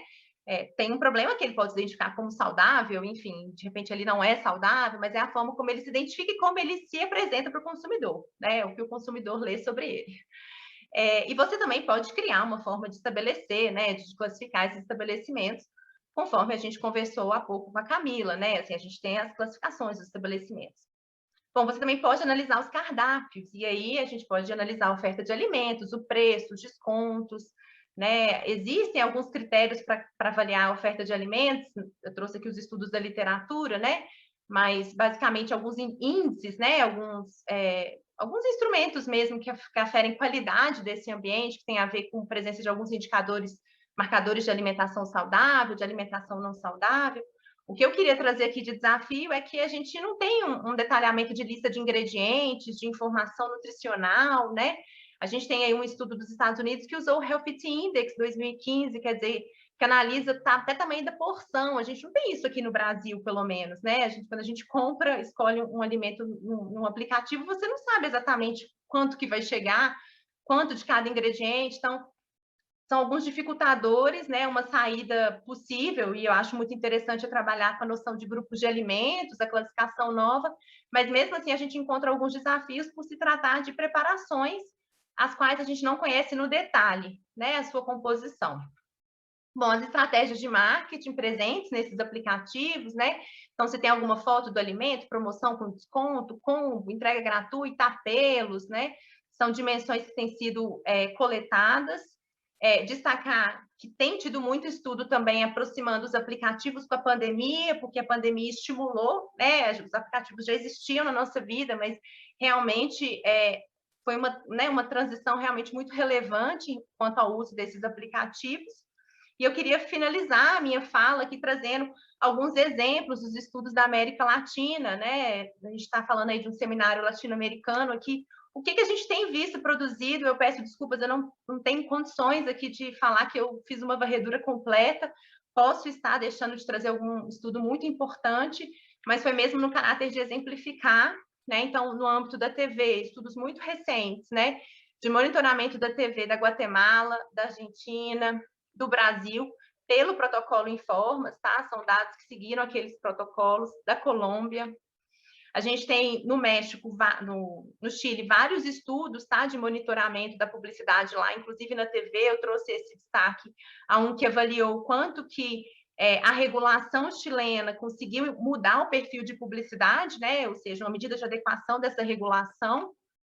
Trouxe aqui um estudo do Peru, esse já é um pouco, é de 2018, né, gente, não é tão antigo, mas é que tem muita coisa saindo em 2021, que fez multimídia, então eles pegam vários meios de comunicação, inclusive do meio digital. Seguindo no meio digital, a gente tem um estudo nosso aqui no Facebook, né? Mais recente, um outro com Instagram e YouTube. Tem um estudo na Argentina com websites direcionados a crianças. Um estudo no Uruguai que saiu esse ano de produtos para crianças, né? Fórmulas infantis e para jovens, para crianças da primeira infância. Um especificamente de Covid washing, né? Dessa prática de Covid washing da indústria de ultraprocessados no Uruguai, no Facebook. Um estudo do marketing digital no México, se eu não me engano, foi Facebook, Instagram e YouTube, foram 3 mídias sociais. Os estudos de aplicativos de delivery, como eu disse, são muito recentes, né? Eu trouxe aqui os estudos que a gente tem executado para a América Latina, são os que eu conheço, de monitoramento, né? De mídia social, desse ambiente, é que eu estou trazendo bem esse recorte, né? Assim, a gente tem estudos sobre o consumidor, sobre como o consumidor se comporta nesses ambientes, mas eu estou fazendo aqui o recorte de caracterização desses ambientes. Bom, eu agradeço, peço desculpas pela pressa e por extrapolar, assim, foi um grande desafio para mim tentar trazer essas duas dimensões, do digital e de informação, e estou aí à disposição para conversarmos mais. Obrigada. Respira, tadinha, acelerou no final. Mas é assim mesmo, né? A gente deu essa encomenda para ela dessas duas dimensões e ela tinha dito que ia ser difícil falar em 25 minutos. Então, eu já te agradeço por isso. Então, como a gente está com o tempo um pouquinho reduzido, eu anotei algumas coisas. Se der tempo, eu falo. Se não der, vamos, né, valorizar as perguntas que vieram do nosso público que está aí nos assistindo. Eu não fiz uma organização, eu vou seguir o que o meu apoio aqui está me passando e vou falando, vou lendo, vocês vão anotando e depois eu vou dar uma rodada para cada uma e respondendo, que eu acho que assim fica melhor, que aí pelo menos passa uma vez por cada uma e a gente consegue tentar com que todas falem pelo menos uma vez. A Elda Tavares, né, trazendo uma pergunta aqui. Como fica a questão conceitual / métrica relacionada ao território, levando em consideração a realidade atual do crescimento do acesso digital aos alimentos e refeições? Acho que essa aí pode ser comentada pela Larissa, por todas, né? Larissa e Paula, talvez. A Milene, né, comenta: parabéns pela excelente abordagem, Larissa. Gostaria que você comentasse um pouco mais sobre o perfil de segregação do ambiente alimentar no Brasil. Em quais aspectos se diferencia de países de alta renda, como os Estados Unidos, por exemplo? Como poderíamos avaliar? Muito boa a sua apresentação. Parabéns, Larissa. Estou muito curioso em conhecer o livro. Legal a iniciativa, do Mário Sírio. A Miriam está fazendo um comentário e no final tem uma pergunta. Dentro do contexto de ambientes alimentares, Swinberg utiliza o termo ambiente obesogênico. É adequado a utilização desse termo, pensando na realidade em que nos deparamos com percentuais significativos para insan e fome, pensando no Brasil? Acho que essa também Larissa pode comentar. Boa tarde a todos. Boa tarde a todos. Larissa, você poderia falar sobre a tendência temporal dos desertos e pântanos alimentares? Da Luana, tá? Uma outra da Luana para Camila. Camila, o que você sugere como método para avaliar os mercados informais, vendedores e ambulantes? Esse é o tema aí que está aí quicando no nosso seminário inteiro, né? A gente vai ter que montar um grupo de trabalho pós-seminário só para tratar desse tema, já estou vislumbrando.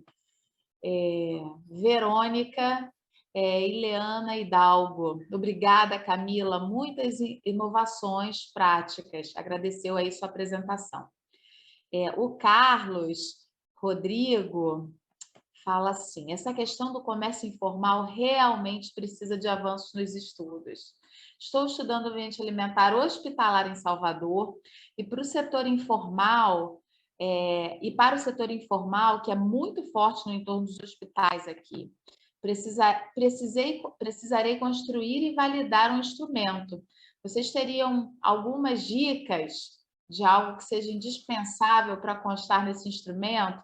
Talvez Camila e Larissa possam ajudar o nosso participante aqui. A Paloma, né, Está falando, eu acho que foi algum comentário relacionado na hora da apresentação da Camila ou talvez da Paula, não sei. Tem um estudo que chamou de técnicas de marketing contemporânea e sofisticada. Eu não sei ao que ela estava se referindo aqui nesse comentário.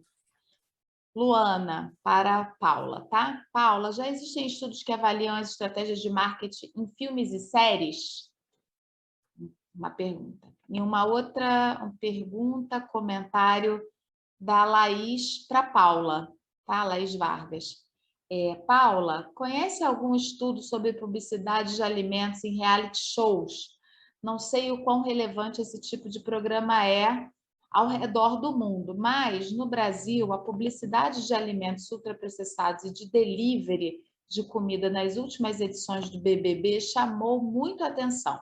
A imprensa noticiou o quanto essas campanhas do BBB foram efetivas para as empresas e como repercutiram no meio digital, levando marcas ao Trending Topics do Twitter, por exemplo.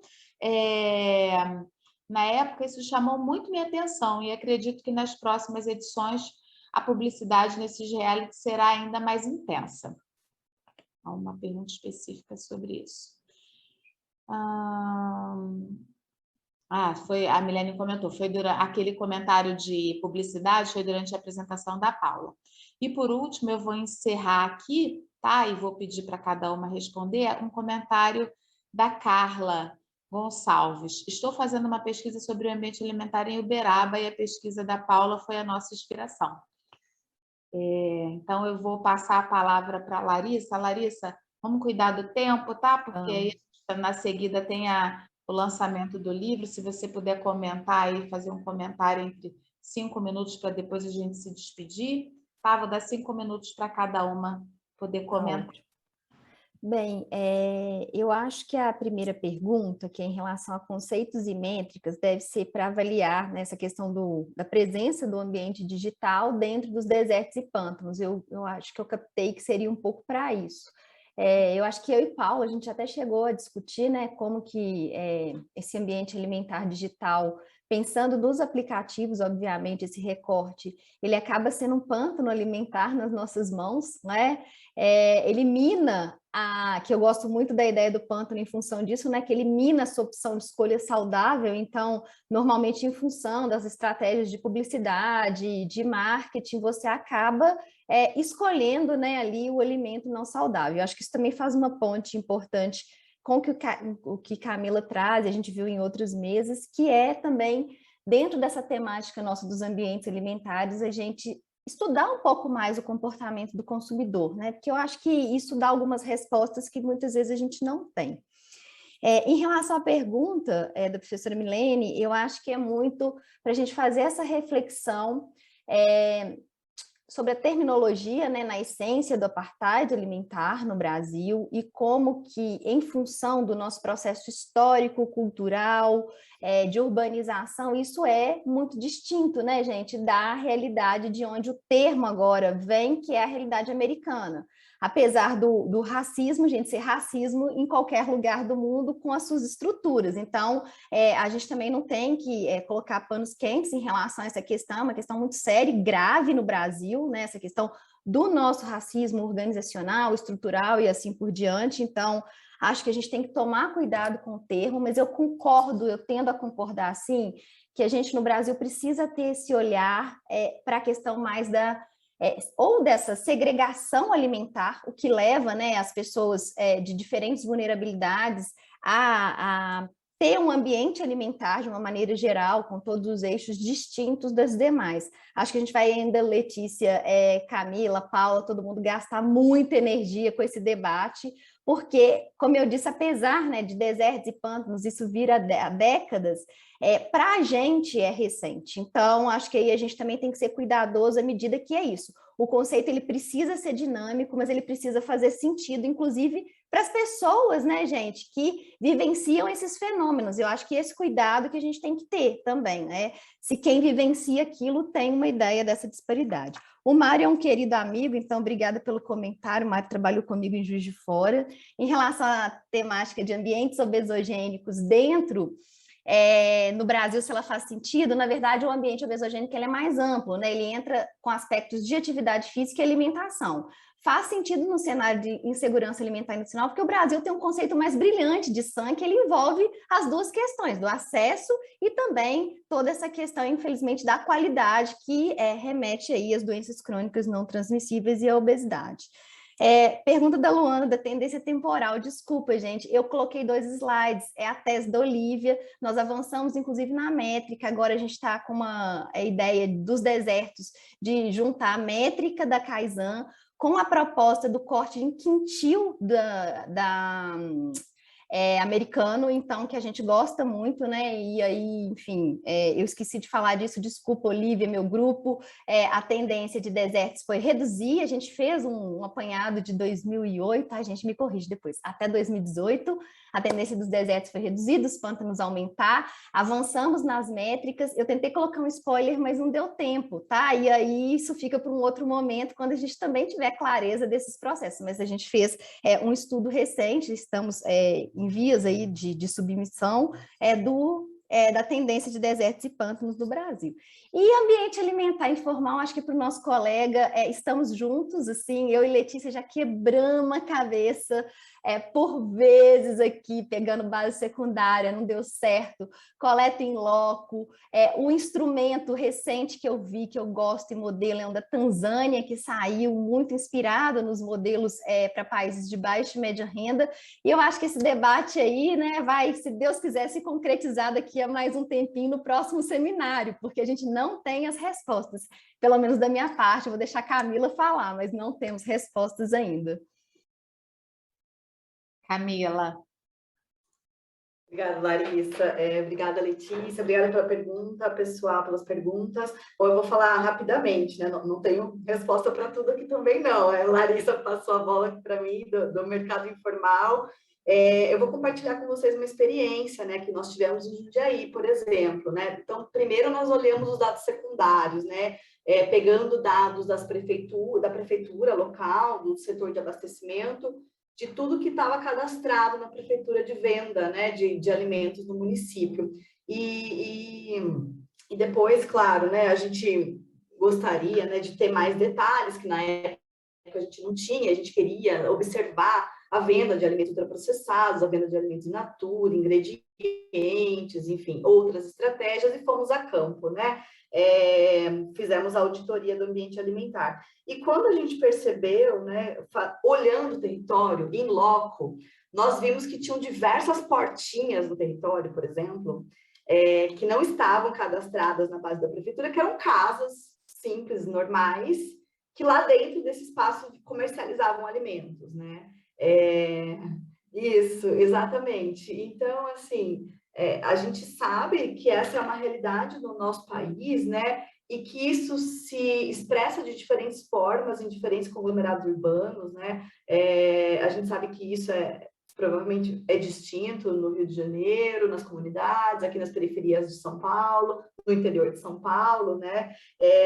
De fato, é um desafio para a gente. Eu acho que a gente pode partir, né, desse cenário de dado secundário, mas há necessidade de ir no território, percorrer, de fato, esse território e entender. Eu incluiria, além de auditoria, como Larissa comentou, né, Paula também, ouvir também as pessoas que vivem nesses locais, né? Isso é extremamente importante. Acho que a gente pode conciliar métodos, e essa é muito combinar. Então, fazer entrevistas, avaliar a percepção desses indivíduos nesse ambiente, aonde que elas adquirem alimentos, como é que eles acessam, né? Eu acho que isso é importante para a gente pensar, então, na influência do mercado informal e também do formal na vida dessas pessoas, né? E aí, claro, pensar nas dimensões que o pesquisador pretende avaliar, né? Você quer avaliar a disponibilidade de alimentos, segunda nova, preço, promoções, e aí, a partir disso, pensar o que a gente tem disponível, né? O Audit Nova daria conta, o instrumento do Exal daria conta, pode ser que para alguns aspectos sim, outros não, você teria que complementar com outras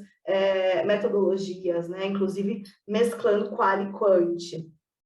Eu acho que tem mais tempo. Bom, sobre o ambiente hospitalar, né? Teve uma pergunta. O Brasil já avançou bastante nisso, né? E aí eu trago aqui o trabalho da Maria Eduarda Ribeiro, com a Inês Rugani e a Daniela Silva Canella, que é de avaliação do ambiente hospitalar, incluindo os locais de venda, né, de alimentos ao redor desse espaço. Eu acho que a gente já tem metodologia, já demos um passo em relação a isso, acho que vale a pena consultar esse material, né, que é muito importante também, que já tem inclusive resultados, né, desse trabalho aí de avaliação dos hospitais no Rio de Janeiro.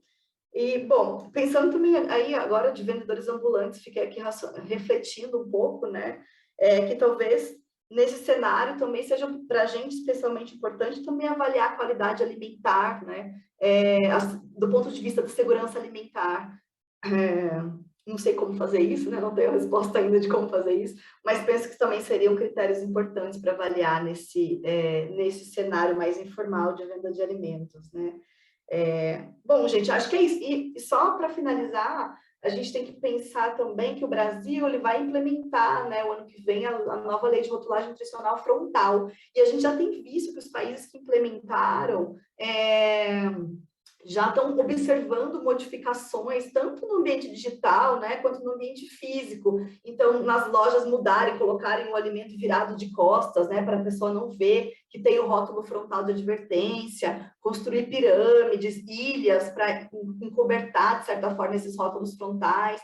Então, isso a gente vai começar a ver a partir do próximo ano, muito provavelmente 2023, né, porque vai ser implementado no final de 2022, e isso vai trazer para a gente aí uma necessidade de revisão dos nossos instrumentos atuais também, né? Para dar conta de captar essas novas estratégias que esse mercado varejista, de distribuidor e da indústria de alimentos vai trazer, né? Acho que é isso, gente. Acho que é isso que eu tinha aqui anotado. Especificamente, Camila, sobre esse último ponto que você falou, de instrumento de verificação de rótulo, teve uma comunicação coordenada do grupo de vocês?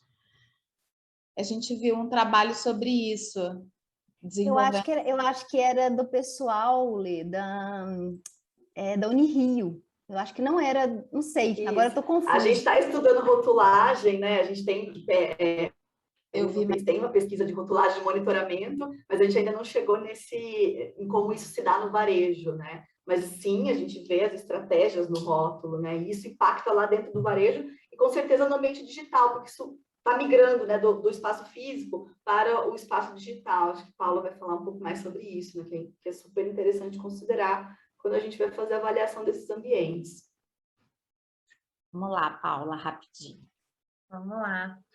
É super legal, assim, ler esses comentários, né? Porque sempre vem assim, mas e a série, e o filme, né? E o supermercado, que era uma coisa que eu queria falar, né? Assim, o supermercado a gente também ainda não chegou nele, mas ele já está no digital. A verdade, o digital já está na nossa vida há um tempo e a gente ainda não conseguiu, né?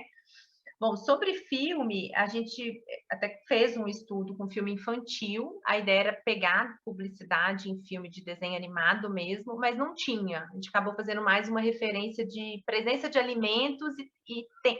Claro que quando tem um hambúrguer, né, assim, vem uma série de marcas junto com a criança, as cores, né, mas não tinha uma publicidade explícita, né?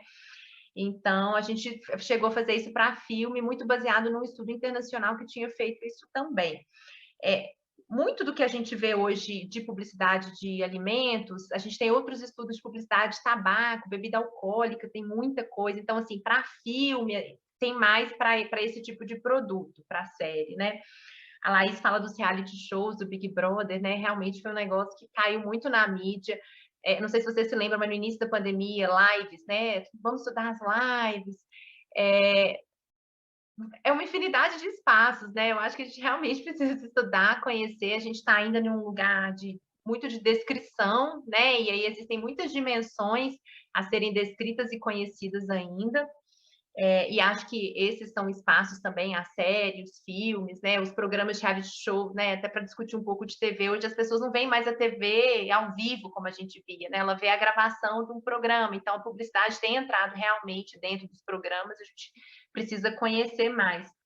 E aí, sobre os desertos e pântanos, que foi a primeira pergunta, existem alguns estudos internacionais que avaliam isso, assim, pega os endereços de pessoas, né, os setores censitários, e vê o que chega do ponto de vista de aplicativo, né, de restaurante. Então, esse seria uma forma da gente mensurar isso. Uma forma inversa que a gente fez lá em BH a gente ainda não tem isso publicado, mas a gente está analisando, foi pegar 2 bairros de cada regional e ver o que chega nesses bairros. Esses bairros têm perfis socioeconômicos muito distintos. O que a gente vê é que os 2 principais aplicativos chegam nos 18 bairros, então todo mundo recebe. Mas existe uma diferença de número de supermercados, de restaurantes que chegam, tem lugar que chega muito mais, né? Muitos mais estabelecimentos entregam do que em outros, isso tem muito a ver com a renda, de maior renda. E alguns marcadores, né? Algum perfil de restaurante também acaba privilegiando um setor ou outro, que é o que Larissa trouxe dos pântanos, né? Então, de certa forma, chega para todo mundo, né? Essa coisa até que a Sabrina estava falando ontem. O ambiente digital, ele é uma realidade para todo mundo. Agora, ele tem as nuances também, a gente realmente precisa saber um pouco mais sobre ele, né? Mas é que eu também brinco que é tanta coisa que também chega uma hora que a cabeça esquenta e você também não sai do lugar, né? Então, é importante a gente ir começando a descrever essas fatias todas e a gente ter um entendimento do todo, porque ainda é muito novo e ainda é pouco explorado, e quando a gente põe a mão na massa, a gente fica muito sem saber como começar, porque você não tem muita referência prévia, né? Assim, então, tem esses desafios. Mas estou alinhado com todo mundo aí com essas sugestões desses espaços, viu? São realmente muito interessantes para serem monitorados. Obrigada, gente. Obrigada, Paula. Obrigada, Camila. Obrigada, Larissa. Eu quero só fazer uma pequena pontuação aqui, dizer que, né, a gente nessa mesa tentou fazer lupas, né, mas isso tudo está dentro de um contexto maior, que é o nosso sistema alimentar integrado, complexo, e essas coisas vão se dando em camadas, né? Eu acho que um ponto para a gente que ficou como muito importante é essa necessidade de a gente avançar na aferição do informal. Já era antes, né? A gente avançou muito. Eu me lembro no seminário, não sei se foi no de 2017 ou... Eu me lembro do Rafael chamando o pessoal, na mesa, chamando o pessoal, gente, venham trabalhar com marketing. Não tem ninguém trabalhando com medição de publicidade e tal, e a gente vê quanto a gente já avançou, né? A Camila trouxe esse histórico aí de instrumentos do ambiente alimentar do consumidor, cada uma para uma finalidade, ou mais detalhado, ou menos detalhado, e a gente avançou nesse sentido também. Larissa fez esse histórico também do conceito, e como a gente ainda precisa debater internamente algumas nuances desses conceitos mais voltados para a questão da desigualdade, seja racial, seja de renda e as iniquidades, mas não deixar de mencionar um comentário muito importante que foi feito também no chat, né, que a venda informal ela também diz muito respeito da nossa cultura alimentar. É a fonte de sobrevivência de muitas famílias, né, e a gente não pode desconsiderar. Então, quando Camila fala, temos que conversar, a Larissa fala, temos que conversar, Paula também, é isso mesmo para a gente trazer o sentido disso, né, para não acontecerem equívocos da nossa avaliação. E também a gente estuda tudo isso porque a gente quer intervir para melhorar. Né? Por que a gente estuda o comunitário? Né? Ontem, na mesa do Diálogos, foi uma coisa muito legal ouvir uma pessoa da prefeitura falando de desertos. Né? O gestor falando, não, na área de desertos, Campo Grande, Santa Cruz, no Rio de Janeiro, nós temos que aumentar a venda de hortaliças. Aí eu, gente, é sobre isso, né? É sobre isso, é por isso que a gente está aqui. A gente discute tudo isso academicamente, mas é para depois ouvir um gestor falar isso. Né? Então, acho que a gente está indo no caminho certo, acho que temos muitos desafios ainda, e quero fazer um convite, né, a toda a comunidade que está aí dedicada ao seminário a fazer uma reflexão mais conjunta e colaborativa sobre esses temas aí que estão quicando na nossa frente. Tá joia? Agradeço a todos. Convido para continuarem assistindo a programação, vamos ter o lançamento do livro, né? Vamos ter sorteio e vamos ter um debate final muito interessante. Tchau, tchau.